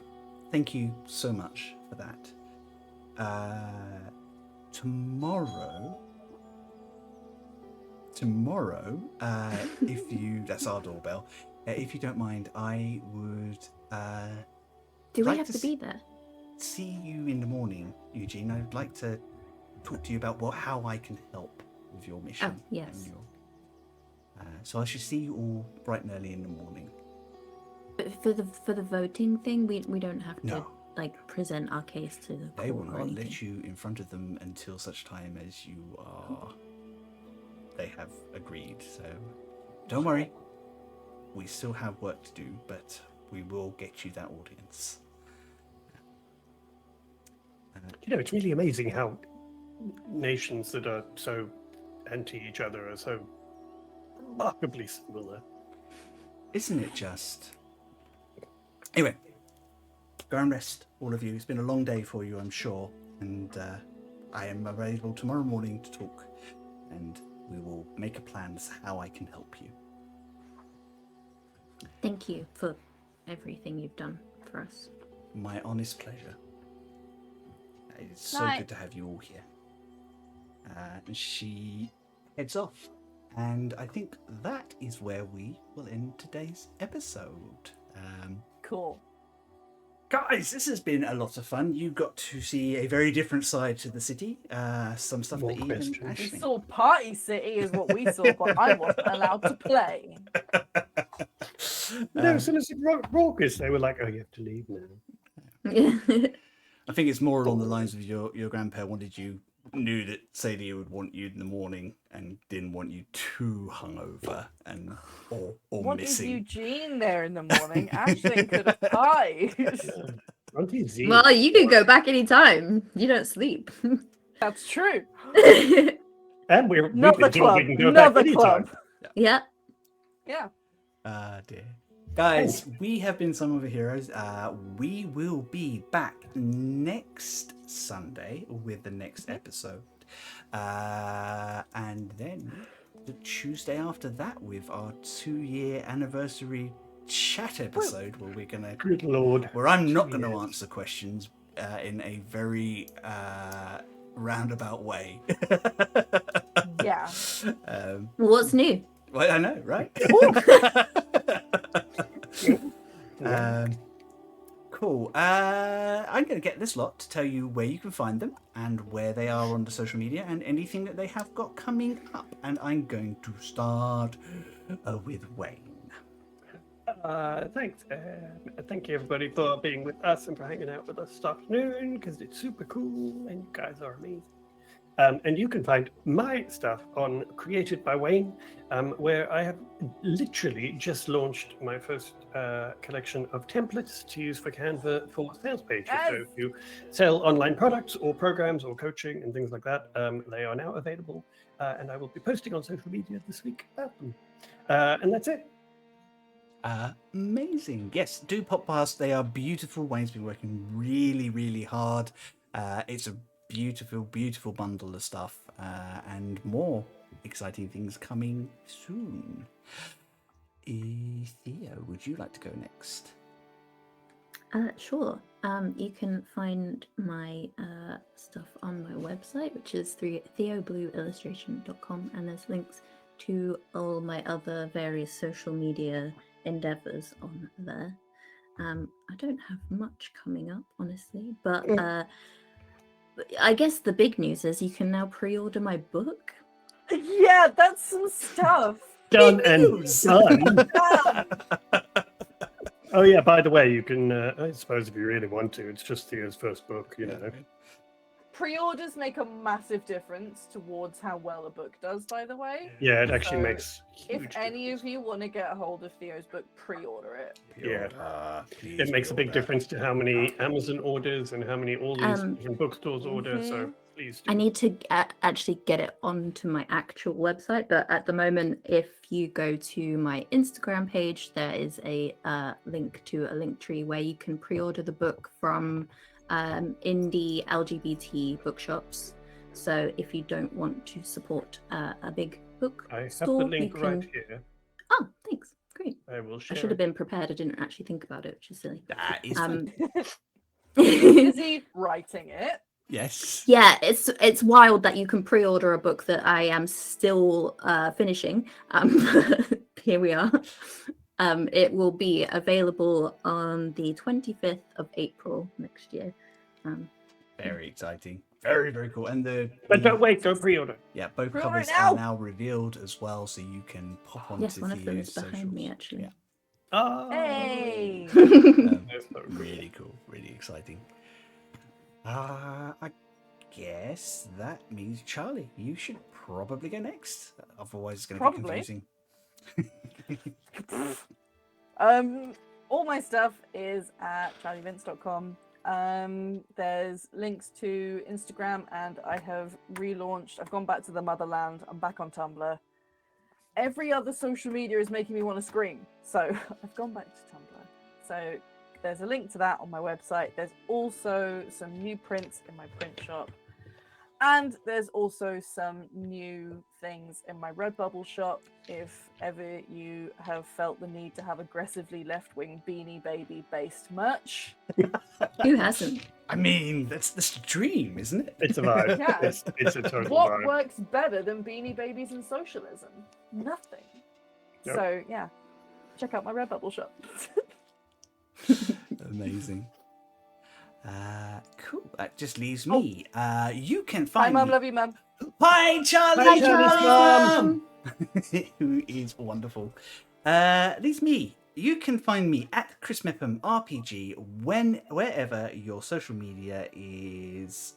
Social is mediated. Or I confused myself because I was also going to say I don't think those links are working anymore, unfortunately, Wayne, because I think my website is now dead. So. R.I.P. RIP website, not using it anyway. So yeah, so That's all right. it's okay. We'll figure I something can out. share your other link. It's fine. We are back next week. I am back with the Misadventurers League next Saturday evening for some more vampy fun. Other than that, I don't have any slots open at the moment because I have a contract in an office for a little while. So I shall unfortunately not have as much direct free time. But my Dragonborn tokens are still available as if you would like They're those. still stunning. They're cool. still cool and fun, and buy them, download them, play with them on Roll20 or any other VTT you need them for. Or There's like a million color options as well. that's cool. It's I cool. love some of the Yes. faces too. They're so cute. Thank you guys, appreciate that. That's it from us. We will be back next Sunday. Keep an eye on our social media because we will open up questions to you all soon, so that you guys can pick our brains about both character choices and story plot points and everything else. We've been Some Other Heroes. We love you very much. Take care of yourselves out there, and we'll see you soon. Mwah. Love you, bye. Bye.